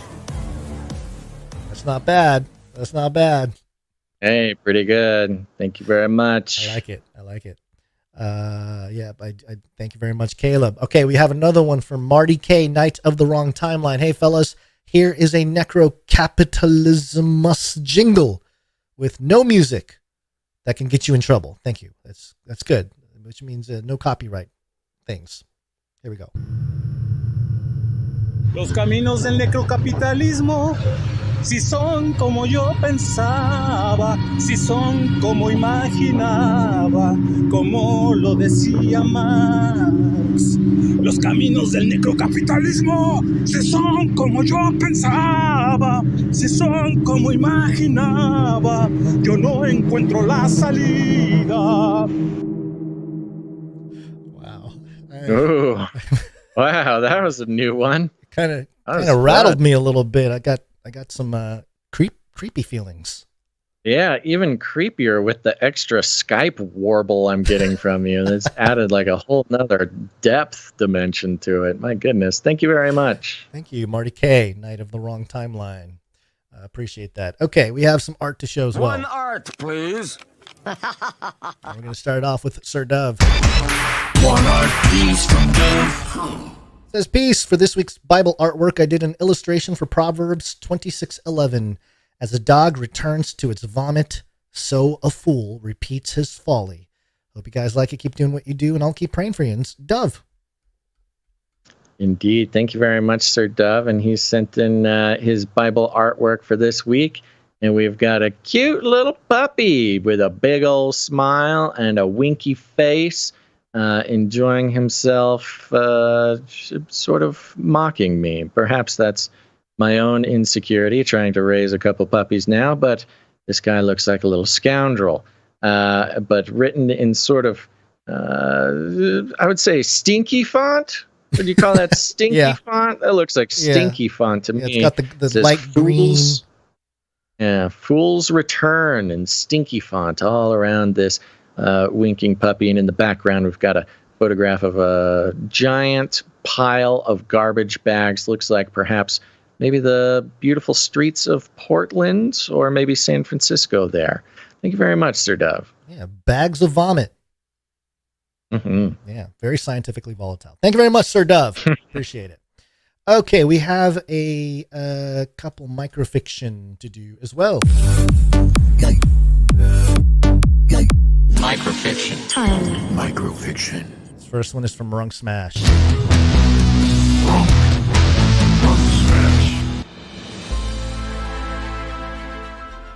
The two enemies of the state make their way through the oppressive cloister of the necro-capitalist dystopia to the safe alley.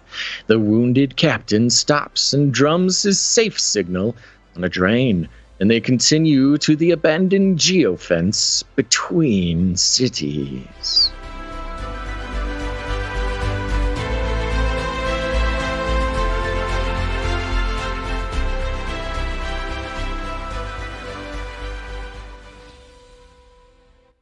Very epic. Mm-hmm. And just real quick, because we have the note here, Runk Smash did ask for... Oh, no, we don't. I see. Don't read on air. No, I know we don't read on air, but he did ask for Yeah. prayer request. So, calling upon the Producers. Producers, assemble!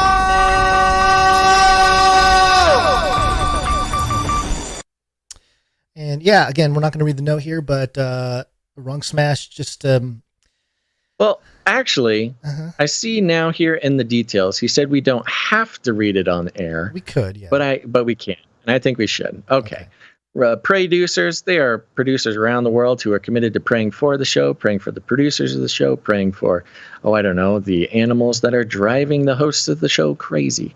But today we're putting Runk Smash on the list. The note continue here. Can y'all please be praying for better time management / balance for me with my new position? I know it's possible, but I'm having trouble adjusting to that part of my new role. I've got a lot more to do. Ideally, I'll be able to get back to financial support in a few months, but that requires me to pass the interview to make my upgrade permanent. We'll pray for that when the time comes. Sufficient for today are its own troubles, to apply Matthew 6:34.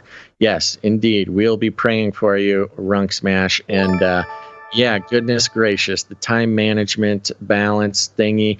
I'm having, as the T-shirt council knows, in their email that they received from me today, being gone for a month and then getting back to doing all the things is not easy, and even more difficult in your position, because you probably have a human boss that is expecting things from you. Try an AI boss for measures. Has so much more empathy. So we'll be praying for you, Runk Smash. Yep. And yes, don't worry about the financial support. Nobody should worry about that if they're not in the position. So we'll be praying that the Lord blesses you. That's the most important thing. Amen. All right. Thank you very much, Runk Smash, and your continued participation in the Value for Value model. You're very valued here. So thank you. Yeah. Long time producer. The creator of the microfiction. That's right. Segment. Yeah. Okay, speaking of which, we have one more from Stephen S. Synthetic eggs and sperm? Dr. Diablo reads the report. Now I won't have to front fertility clinics to gather the fertilized eggs. The nanogoons will be designed from scratch, and there will be no claim that they are humans.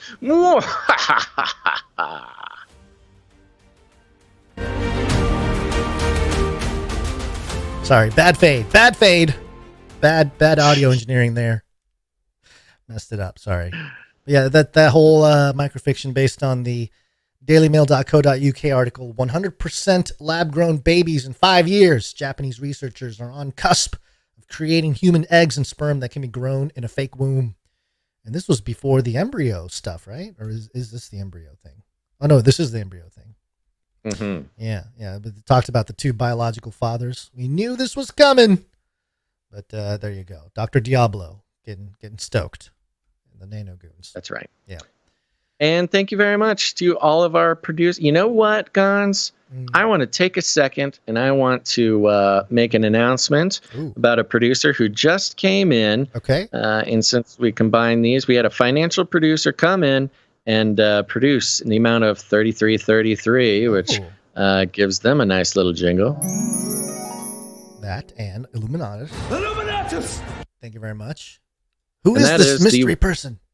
The one, the only. It's Sir Darren out of the Hungry Panda. Thank you very much, Sir Darren. Yes, thank you very much. I think with the stroke of a pen or the stroke of a keyboard, he has doubled our income for for this episode. We appreciate that very much. The costs are going up, by the way, with the babysitter. Folks. The whole process. Folks, it's babysitters are squirrely. Expensive, my friends. Getting a little squirrely over here. Well, I think this is actually okay. Just to see, this is part of the transparency of the value for value model. Yeah. Can I discuss the math of the babysitter? Sure. Yeah. Yeah. So the math of we got the babysitter. He moved. He doesn't have his babysitter. He got a new babysitter. That's great. Wonderful. Baby's got to be sat. And because there's two babies now, the babysitting rates are $30 an hour. Yeah. And we need at least 4 hours to do the show, and that's on a good day. And that's not including prep between, and that's what's making me nervous, is that we have a 4-hour window. No, we're gonna get very good at prepping a show extremely fast. Right. And so so we got 4 hours on show day with a babysitter, which, what does that come out to? $120. So $120 every episode has now been added to the cost, to the budget, the cost of. Yeah, people wonder, what does it even cost to run a podcast? Well, when you get downloads, when you get to the degree where you got enough downloads, you're paying hundreds and hundreds of dollars a month just on hosting fees. Yeah. And then it just keeps going. You got to pay for every little thing, nickel dimed all the way down to your grave. And in this case, $120 an episode will go to Gonz's children, so they don't have to get tied to a stake out on the lawn and hang out in front of the neighbors. So that's very good, and God is good. So thank you very much to everybody who make this show possible. Again, canarycry.art. For art, canarycry.support for financial support, and canarycry.report if you want to send us articles. That's a good way to do it. Yep. All right. We got more stories to hit. Let's do it. Let's do it. You guys are communists running propaganda.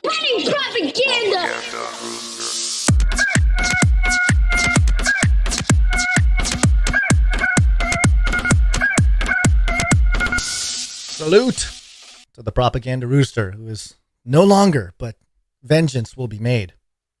It's true. This is coming from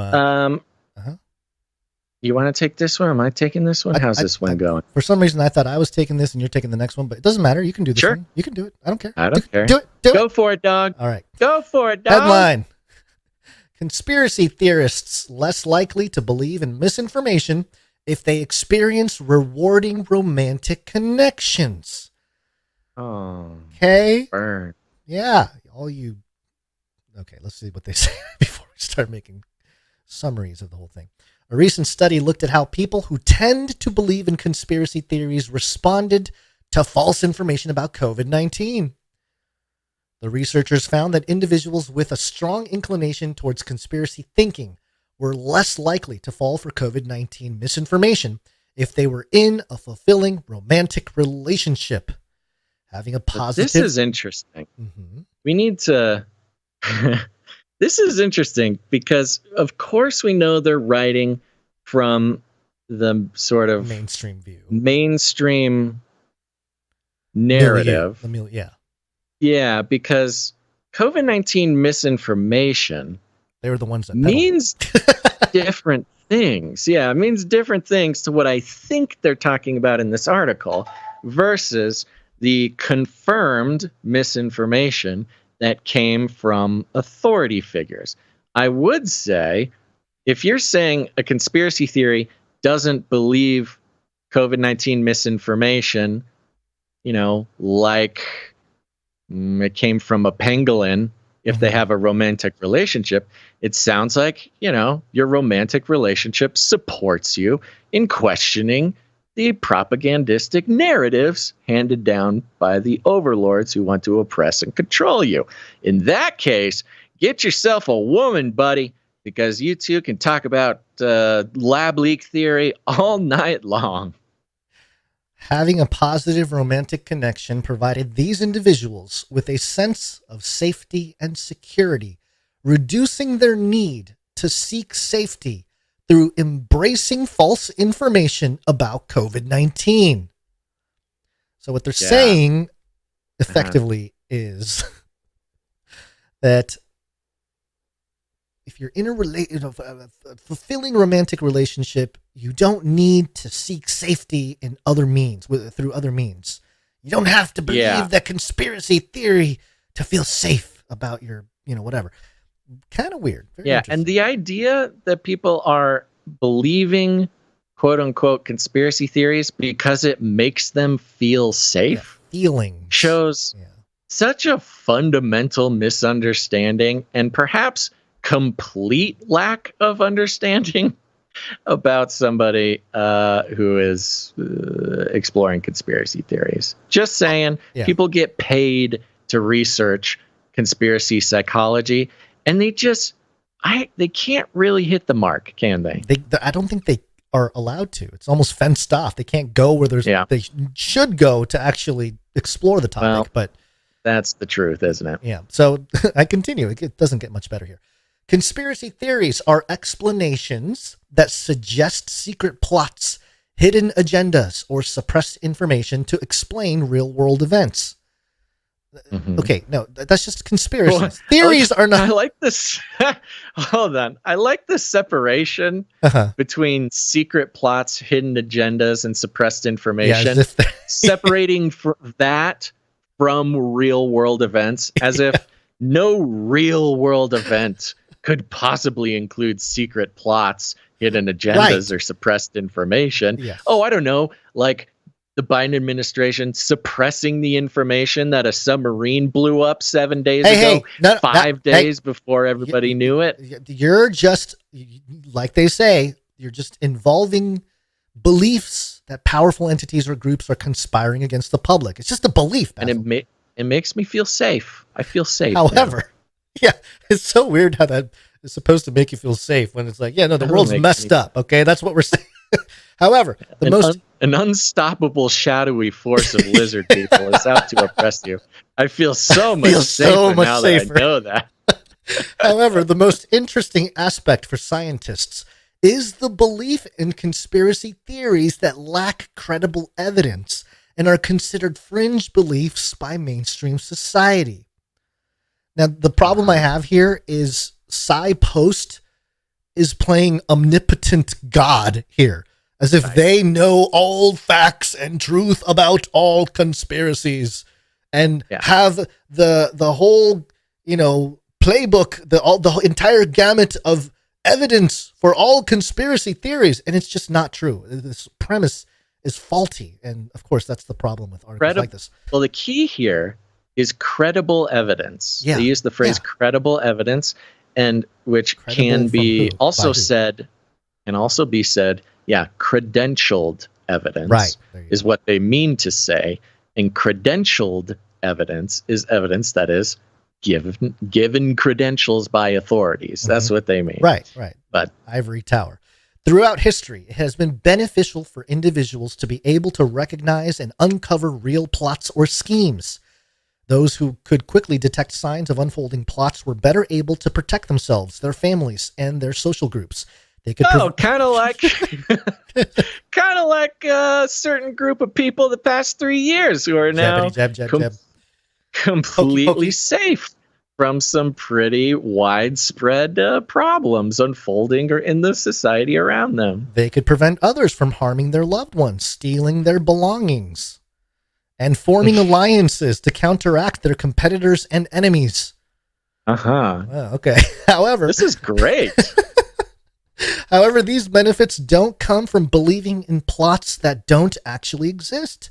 Studies have shown that people who believe in one non-existent conspiracy also tend to believe in others, even when stories of such conspiracies, example, conspiracy theories, are logically inconsistent.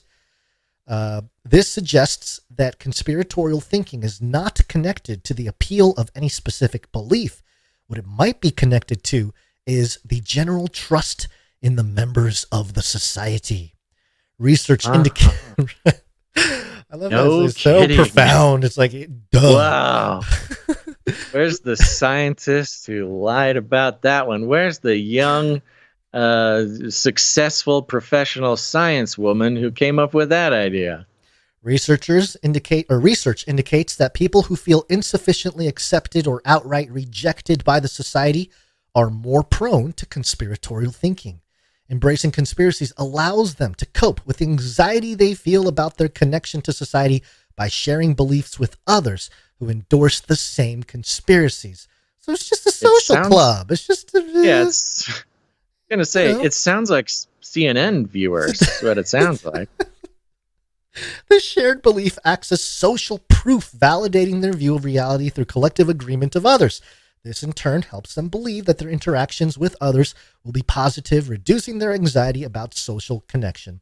And I find it so funny. They are literally describing Rachel Maddow fans. That's what I'm saying. Like, this is literally crazy. Like the mainstream media, zombie audience, whatever you want to call them, liberal, progressive, Democrat. I know there's different categories and whatever. But it's the very currency that the mainstream media trades in. Is creating an acceptable boundary of what to believe, and you're safe if you're inside it, unsafe if you're outside. You're an insider if you believe it, you're an outsider if you don't. They are literally just describing mainstream narrative. Right. I know. And the fact that, romantic, it's just funny how they're describing maybe their own audience instead of actual conspiracy theorists. Let me get back here. Study author Sandra L. Murray wanted to investigate whether a romantic relationship could improve the social connection of individuals prone to believing in conspiracies, thereby reducing their susceptibility to such beliefs. The researchers were interested in understanding how people in general and conspiracy-prone individuals, in particular, adjusted their beliefs and behavior regarding COVID-19 misinformation circulating in the community during the study.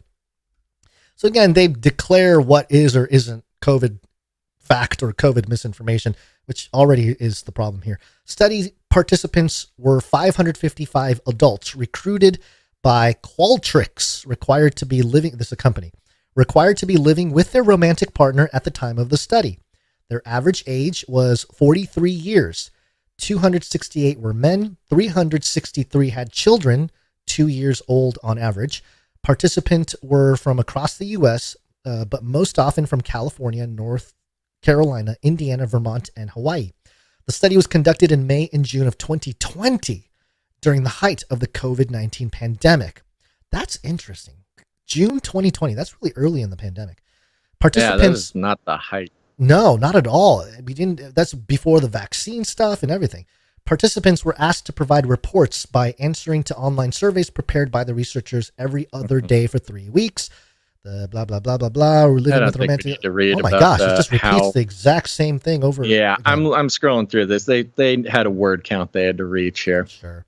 Let me get to some, the results show that as expected, participants in the experimental group reported higher trust in their fellow community members compared to those in the control group. This difference was especially significant among participants highly prone to believing in conspiracy theories. There was no difference among individuals who were not prone to endorsing conspiracy beliefs in the two groups. This finding supported the hypothesis that there's a link between proneness to conspiracy beliefs and the feeling of social connectedness. When people prone to conspiracy thinking felt more socially connected, they placed more trust in their fellow community members. Okay, I studied sociology in college, and one of the things that I noticed as a sociology major was how in sociology, people came up with really grand conclusions about human society or groups or whatever they may be based on, observed behavior and, surveys and stuff like that. But never did they actually dig into the facts of any given particular issue that they were covering. That always bothered me. That really bothered me as a social major. I was like, isn't this very, the word that comes to my mind is platitudinous, and I don't know if that's a word. Is that a word? Platitudinous.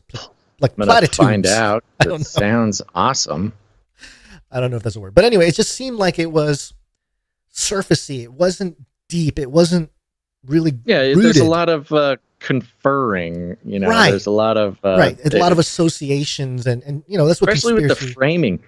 Yeah. The framing conversation we had last episode, I think it was last episode, 2 episodes ago, right, where how you ask the question, you can like confuse your audience into answering a question a certain way. Mm-hmm. And it can hold the exact same information, but you can change the responses just by how you ask it. Right. And I took a sociology class or whatever in college, and that was something that always bugged me. It's similar to the climate change thing, the climate changes sometimes versus we are experiencing human-made climate change. Right. Well, both answers mean, say that they believe in climate change, but there's a subtle difference in exactly what these people are saying. Right. Platitudinous is the word you were looking for. Okay. Platitudinous, Gonzo. Platitudinous. Write that one down too. How do you spell that? Platitudinous. I'm probably spelling that wrong. All right. Well, there you go. That's your conspiracy update here. So conspiracy theorists just need to go get a girlfriend or a boyfriend. Or they friend, if that's your thing. Don't be gender. And then you'll stop believing conspiracy theories and you'll watch CNN like a good boy or girl. Yeah, hilarious. I've got some sad news, Gons. What's that? And it's again, I can't hear you, but I'm assuming that you're along with me. Yeah, I'm going over to NBC News with this hard-hitting report. Okay. Iowa meteorologist quitting TV. Cites PTSD from death threat over climate change coverage. Mind control weapons. Climate change. Climate change. Mass extinction. Climate change has gone too far. It's sending death threats to meteorologists now. It will Climate change. You leave our weather people alone. Stop threatening them. They love killing. Like this. An Iowa meteorologist will be leaving his career on television. By the way, this is on NBC national news. Oh, yeah. Big They're time. reporting. National news that an Iowa weatherman will be leaving his job on television, citing harassment over his coverage of climate change and its impact on weather, he said Friday. Yes, climate change and its impact on weather. He's a meteorologist, Gons. He specializes in weather, okay? He can only just talk about things in the context of weather. Even climate change, he has to somehow put it in the context of weather. We all know that climate is not weather. Thank you, Al Gore.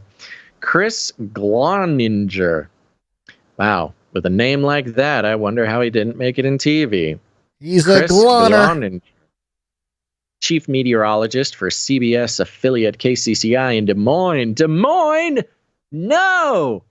Told followers on social media this week he's embarking on a new career in hopes of, quote, helping solve the climate crisis after 18 years in broadcasting. 18 years. Yeah, I think he's just got tired of it. Yeah. Quote, I am biting farewell, he said, to TV. It is supposed to be two D's, isn't it? BIDDING, right? Bidding farewell? This is a social post. He spelled it wrong. I am bidding farewell to TV to embark. He's a TV man. Right. He's got a He's got a writer. Got a face for TV and vocabulary Brain. for Yeah. podcasting. I'm bidding farewell to TV to embark on a new journey dedicated to helping solve the climate crisis, he tweeted, after a death threat stemming from my climate coverage last year and resulting PTSD. Oh, boy. In addition to family health issues, I've decided to begin this journey now. Now. Why now? Why not Now's 9 years ago? Or I've been waiting, Gons. I've been a weatherman for 18 years. I've been waiting for a death threat.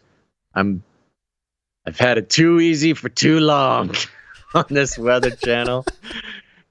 Took some mean words on the internet. Okay, don't make jokes. Death threats are not funny. Yeah, We'll nobody. see what happens. No death threats. Yes, continue. Gloninger and his wife are moving to Massachusetts, where he'll be working for the Woods Hole Group. Woods Hole, huh? Weird name for a group. He's going to solve climate change from the Woods Hole Group. Hole as in hole, folks. HOLE. HOLE. Looking at it here. Woods Hole Group. For Earth from space. Ooh, from space. Look at that. Are they aliens? Yeah, I'll tell you what. If there's any web designers out there and you're looking for some work, go ahead. Go to whgrp.com. They couldn't. It's not secure. They couldn't. Yeah, this is not secure. So you gotta get them some HTTPS. They could use a Squarespace site. Apparently, woodsholegroup.com was taken. So they had to take the insane acronym WHGRP. They couldn't even get group. Okay, look, folks, I'm sorry. I have to pause for a second because I do have a bad habit. I have a problem. And my problem revolves around having an insatiable addiction to purchasing domains. And I'm just going to check real quick because I'm having a hard time. I've made my way around the domain purchasing process. And usually when somebody gets such an insane acronym for a web domain, it means somebody took their domain, which in this case, they don't look like they have a lot of money. So holding hostage woodsholegroup.com would be sort of profiteering from the climate crisis in such a way that could really question sort of the morals of anybody. Oh, it is taken, isn't it? Dang it. Okay, I almost made a buck, folks. Oh, you just got to check. Once in a while, you can make a buck. Okay, Gloninger and his wife are moving to Massachusetts, where he'll be working for the Woods Hole Group, an environmental science and consulting organization. Yikes. He's a consultant. He's going to save the world as a consultant. That's the consultant mindset in a nutshell, folks. Quote, there are, by the way, hit me up, podcasting consultant, available all hours of the day, any price. Almost, for you, almost free. Quote, there are amazing people here in Iowa here. Jeez. There are amazing people here in Iowa here. There's no question what I encountered here was the exception here, not the rule here. Gloninger told NBC News on Friday, quote, the climate here is a little concerning, so we're moving there to Massachusetts. Just kidding. I added there. He doesn't know that's a word. And they show now. This is here we go. The death threats. The death threats. He did post on Twitter some screenshots of the death threats. And by the way, so not very well redacted. You can see through the black redactions on some of the words. Yeah, well, it's like a fake redaction. You know, so he wants people to see. In order to. He's been victimized, Gons. He's a white man on television, suffering. That's it. Just a white man on television, suffering the slings and arrows of the internet. And this looks like a screenshot. This looks like a screenshot of an email. Yeah, that he sent to himself. Did he send it to himself? He must have. To Gloninger Chris from...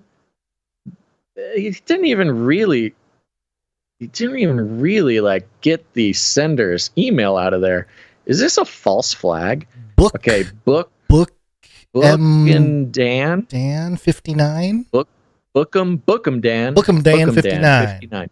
So he leaves the hater's email in there. Nobody email this person, please. Yeah, don't. And I'm going to try to self-censor as much as I can if I miss something. Here's the death threat. I don't watch your worthless. Well, the subject line of the death threat is external weather. I don't watch your worthless weather forecast because you're an idiot. But someone else texted me and said you are still an idiot. Go to heck back where you came from. Okay, no death threats yet, but not nice. Not very nice at all. Yeah. Not a nice thing. This is the internet, and there's certainly worse things to be called. Here's another one. This one is same guy. Looks like Bookem Dan same guy, 59. different day, new email. Okay, so multiple emails. This one's called 3 days External later. Science. Science like Fauci, you dumb. Go, the redacted. Go east and drown from the ice cap melting, dumb redacted. Okay, not quite a threat, but definitely a very mean suggestion. Yeah. Very mean. It's not a death Nobody threat. should be mean like this. I suppose he referenced death, so does that it's fall not quite under a death threat or? There's more. Let's see. Okay. This one's, here we go. External address. That's not good. What's your, okay. The subject is address. And it's from the guy who's been being mean to him. Oh, wait, so that's this is kind of spooky. This is earlier than the first two. He put them in like weird order. So yeah, this one says, a few weeks before. What's your home address? We conservative Iowans would like to give you an Iowan welcome. You will never forget. Kind of like, and then redacted. So there could be something pretty mean in the redaction. Was there a threat? Oh, wait a second. I can read it. I can read what it says. It says you can read kind of like the libtards gave Judge Kavanaugh is redacted. Why did he redact that? He didn't use a full blackout marker. That's what I'm saying. I told you could see through the blackout. He redacted. He used like one of those, the phone. Kavanaugh. Oh, you cut out. Sorry. I started talking because I thought you. I was just reading it. It's a reference to Judge Kavanaugh. So it probably didn't even have anything to do with climate. What did they do to Judge Kavanaugh? They just took him to court, right? Him to court and said he was a bad man, bad guy, like 40 years ago or something in college. Okay, so again, I think it's polite that he asked for his home address. It's not quite a doxing. He didn't like go on the internet and like go to one of those services or whatever. He didn't go through. He didn't go through the trouble of obtaining his home address. Just directly asked. He emailed Chris and asked him not politely, but asked him for his address. And then referenced Judge Kavanaugh. Don't know why that's blacked out. Okay, here's another one. Mm-hmm. This one's the subject line is feedback, kcci.com, feedback weather. This was the first one. I'll say right now, is this the first one? It does not include any redactions, so I feel safe to read it.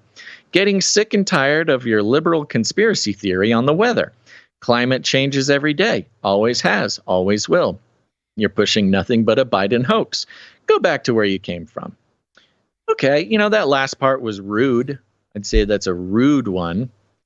That's all of them, right? Yeah. Okay. No death threats. And honestly, if you've spent a day on the internet, you will have vastly worse things threatened upon you and your family. And I wouldn't say it's quite enough to inspire PTSD. Maybe it was his first day on the internet. That's the only thing I can think of. Maybe he opened up his email, his work email for the first time in 18 years, and these were the first emails he had received in 18 years. I could see that be kind of shocking, but yeah, PTSD. I don't think it's quite Don't think it's quite there. There are no death threats here. It's rude. It's mean. Nobody should be that mean, but, it's the internet.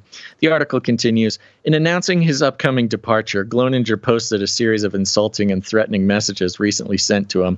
Gloninger insists his departure isn't allowing critics to get the last word. The last word. Like calling me Judge Kavanaugh. Quote, if I got out of it completely, then 100% I'd be giving in. If I'd stopped talking about climate change, that would be giving in, Gloninger said. Oh my gosh. Quote, there's an even balance, worrying about the safety of your family, but also you can do some good. What this company does, they're incredible, amazing scientists, engineers, doing some of the most detailed modeling of rising sea levels. Oh, they're doing a great job, I bet. I can help them communicate that, and it's exciting to be able to engage with the public. Oh, what an inspiration. He has this white guy on TV has overcome unimaginable odds, like kind of rude emails to go, and sounds like he's still going to be on TV, but just for this Science Foundation. He said he's going to engage with the public. His engagement with the public is what caused PTSD. I wouldn't recommend it to him. I wouldn't recommend it either. But he's a science communicator, Gons. He just can't stop. He just can't quit. Well, I think the PTSD thing is just an excuse. Uh-huh. For care. You want the new treatments.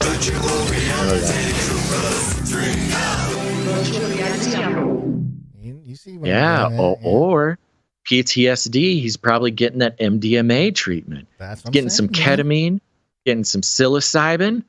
Hey, buddy. Okay, I got you. Yeah, I got you. you. Soften him up from all this hate mail, Yeah, I don't know how he's going to recover. I don't know how he's going to recover from that. But we'll be praying for you and hope your new gig works out. At the end, he says, that's the problem. That sums up the problem, that people don't care about the facts. And they get mad when you talk about the facts and tie it to something that goes against their beliefs, he said Friday. Quote, it's beliefs over facts.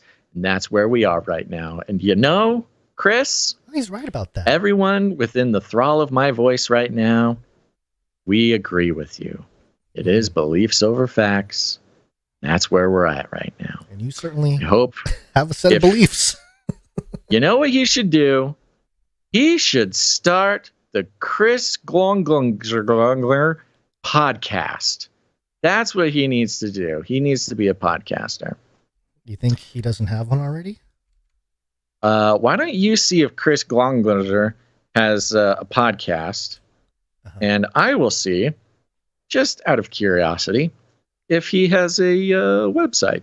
Oh, he totally has a podcast. Does he? Yeah, Chris Glongler. Well, Gons, with a story like that, he needs to have a podcast. Green City. We continue our weather series with Chris Glongler, chief meteorologist at KCCI here in Des Moines. It does not look like there's any episodes sounds like published. Sounds like they just made a podcast out of his weather report. Oh, here it is. No. It's here. Yeah. It looks like, you're right. It is just the weather report. It's his weather reports. There's one rating. Oh, let's see it's just a star. There's no reviews. That's a bummer. It would have been fun to read. I got more good news, both for Chris and myself. ChrisGlongler.com is taken. Oh, good. Which is good news. Probably has good news for him. Yeah. Which means I can't buy it, and it's good news for me because it means I can't buy it. So win-win, Chris. It's just parked though. Somebody else bought it and parked it, I bet. Nuts. They swept another one right out from under me, folks. So do you think he's one of these cloud chasers or tornado chaser guys? Or he's, when there's a storm or something. You know what, Gons?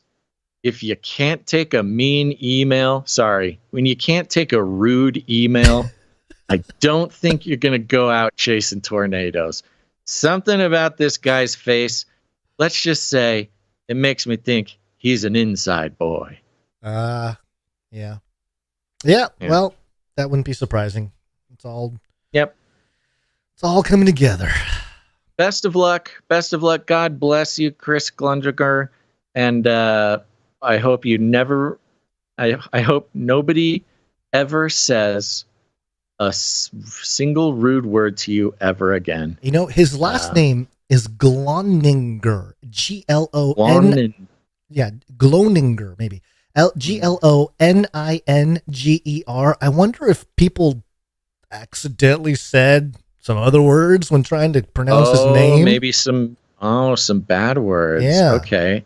Well, maybe some co-hosts were like, man, this guy's name is real. I mean, I've dropped the N-bomb like 4 times on accident. We got to get rid of him. But he's been here for 18 years. How are you going to send him some emails? Especially live on air. Live on air. Live on air. Being a weather guy, tough. the anchor has to throw to him several times an hour. Yeah, and if you're out in the field, back to you, Chris Glunder, beep. Yeah, and that guy's career's over. You get an inarticulate anchor trying to throw to weather and mess that guy's name up. That's an FCC violation right there. That's You're getting fined. Maybe for a local. A local CBS station can't afford that kind of FCC fine. They probably asked him to change his name, but he refused. So they're like, "Well, send him the emails." Bro, everybody is covering this guy. This guy is so stoked. I think we got to keep an eye on this guy. Yeah, Look at this. Yeah. Okay, he is a Des Moines weatherman. Look, Des Moines, I love you. I love Des Moines.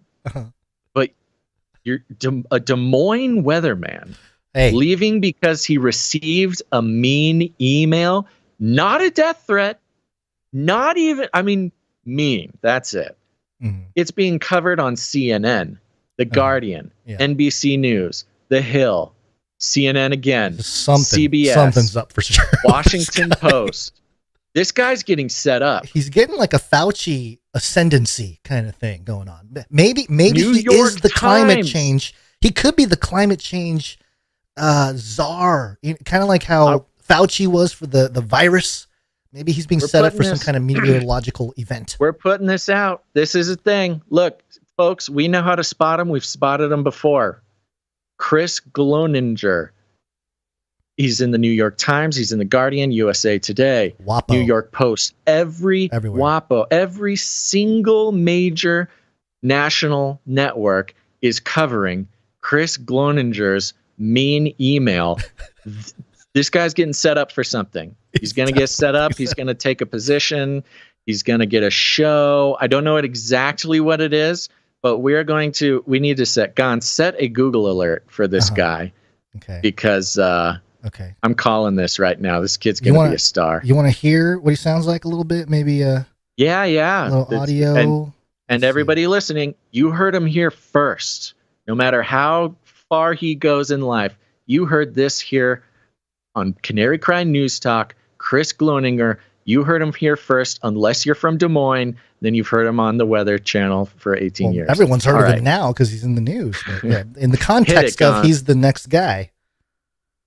Oh, it's muted. It's been a wild 72 hours, and I wanted to give you an update. This is just some of the outpouring of support from Iowans that are appreciative of the job that journalists are doing, of meteorologists that are connecting the dots between extreme weather and climate change.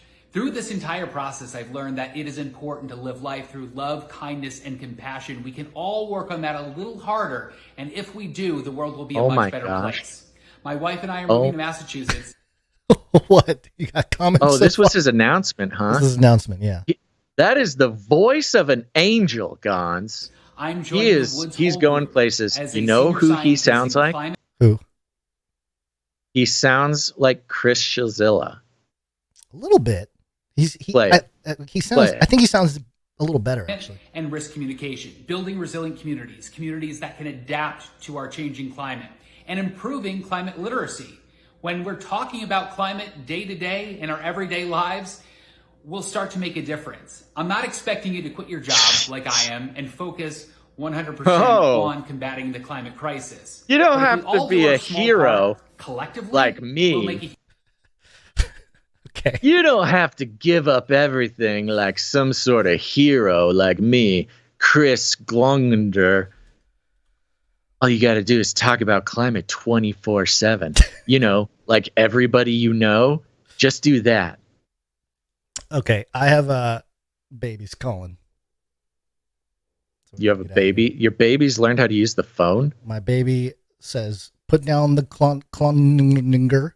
Cloninger. And all right, tell your baby that she needs to look out for this guy. Thanks, everybody, for listening to this episode of Canary Cry News Talk. Make sure to tune in next time. I want to thank a few. I'm just going to thank the producers by groups on the way out here because you have a baby calling you. Yeah. Let's play that Clippy jingle. Thanks, Clippies. Clippy. Clippy on those videos. Thanks. Yeah, go subscribe to Canary Cry Clips channel on YouTube and Odyssey. And that's possible because of the timestampers. Timestamp, it's hard work. Timestamp. That's right. We love the timestampers. Thank you, JB, for the last episode's timestamps. Thank you to Jam for the links. Thank you to everybody who sent in links to canarycry.report. And other than that, share the show, folks. Share it with your mom. Share it with your dad. Honestly, share it with Des Moines. Des Moines, I know you're looking for a new weatherman, and it's about time that we start putting Canarians in positions of power. Canarians, anybody listening to my voice, it's time to start getting you guys jobs as weather people all around the world. Not because we're trying to fight some sort of invisible crusade against climate change, because that's kind of a weird thing to try to do. I mean, you're going to war with the weather? I mean, just sort of on a basic level, it seems like kind of, I mean, almost literally charging at windmills. I mean, some sort of quixotic Don Quixotean fantasy, but that's not us. We're realists here. We're just here to give people the weather on time and accurately.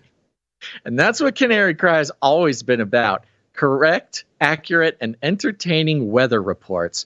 And that's where you guys come in. So go start training, stand in front of the mirror, start giving weather reports. Just don't listen to any sort of authoritarian scientific nonsense coming from space. You know, these places like the Woods Hole Group looking at climate change, sea rise levels from space.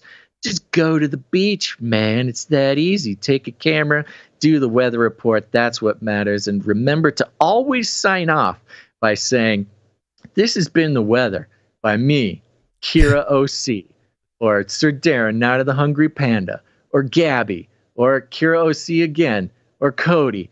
All of these people, we're just a big group of weather people telling you the truth about the weather with Canary Cry News Talk. So make sure to tune in next time, and then give them like a QR code. Get like a QR code on your shirt or something, because we got to get those downloads. We got to recover, man. So thank you very much. Go do that. If you need any more instructions, we call it rattling cages. Just walk right up to him, grab him by the cage, and then you shake it. The world occurred pretty much as we had predicted. I want to shake things up, stir up some controversy, rattle a few cages. Hey, stop that! You'll never silence me. I'm the last angry man, a crusader for the little guy. Leave the bird alone. Never. Rattle a few cages. Rattle a few cages. The human race will have every opportunity to improve. And if they don't? Ask Noah. That's right. Just ask Noah, folks. Gons, how's the weather over there? It's scientifically volatile, Basil.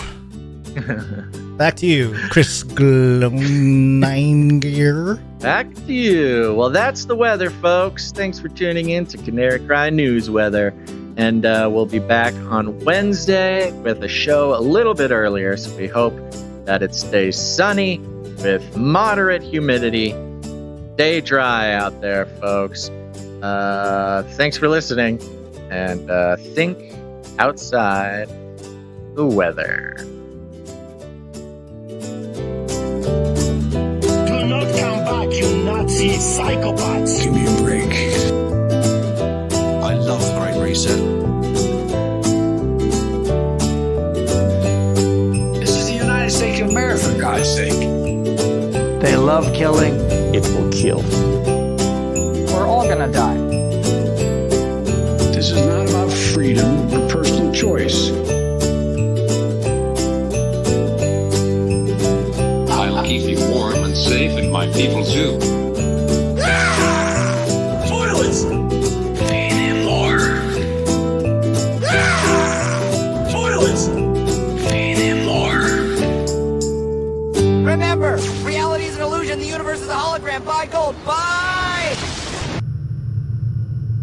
Los caminos del necrocapitalismo, si son como yo pensaba, si son como imaginaba, como lo decía Marx. Los caminos del necrocapitalismo, si son como yo pensaba, si son como imaginaba, yo no encuentro la salida. Necrocapitalism. Profiteers of death.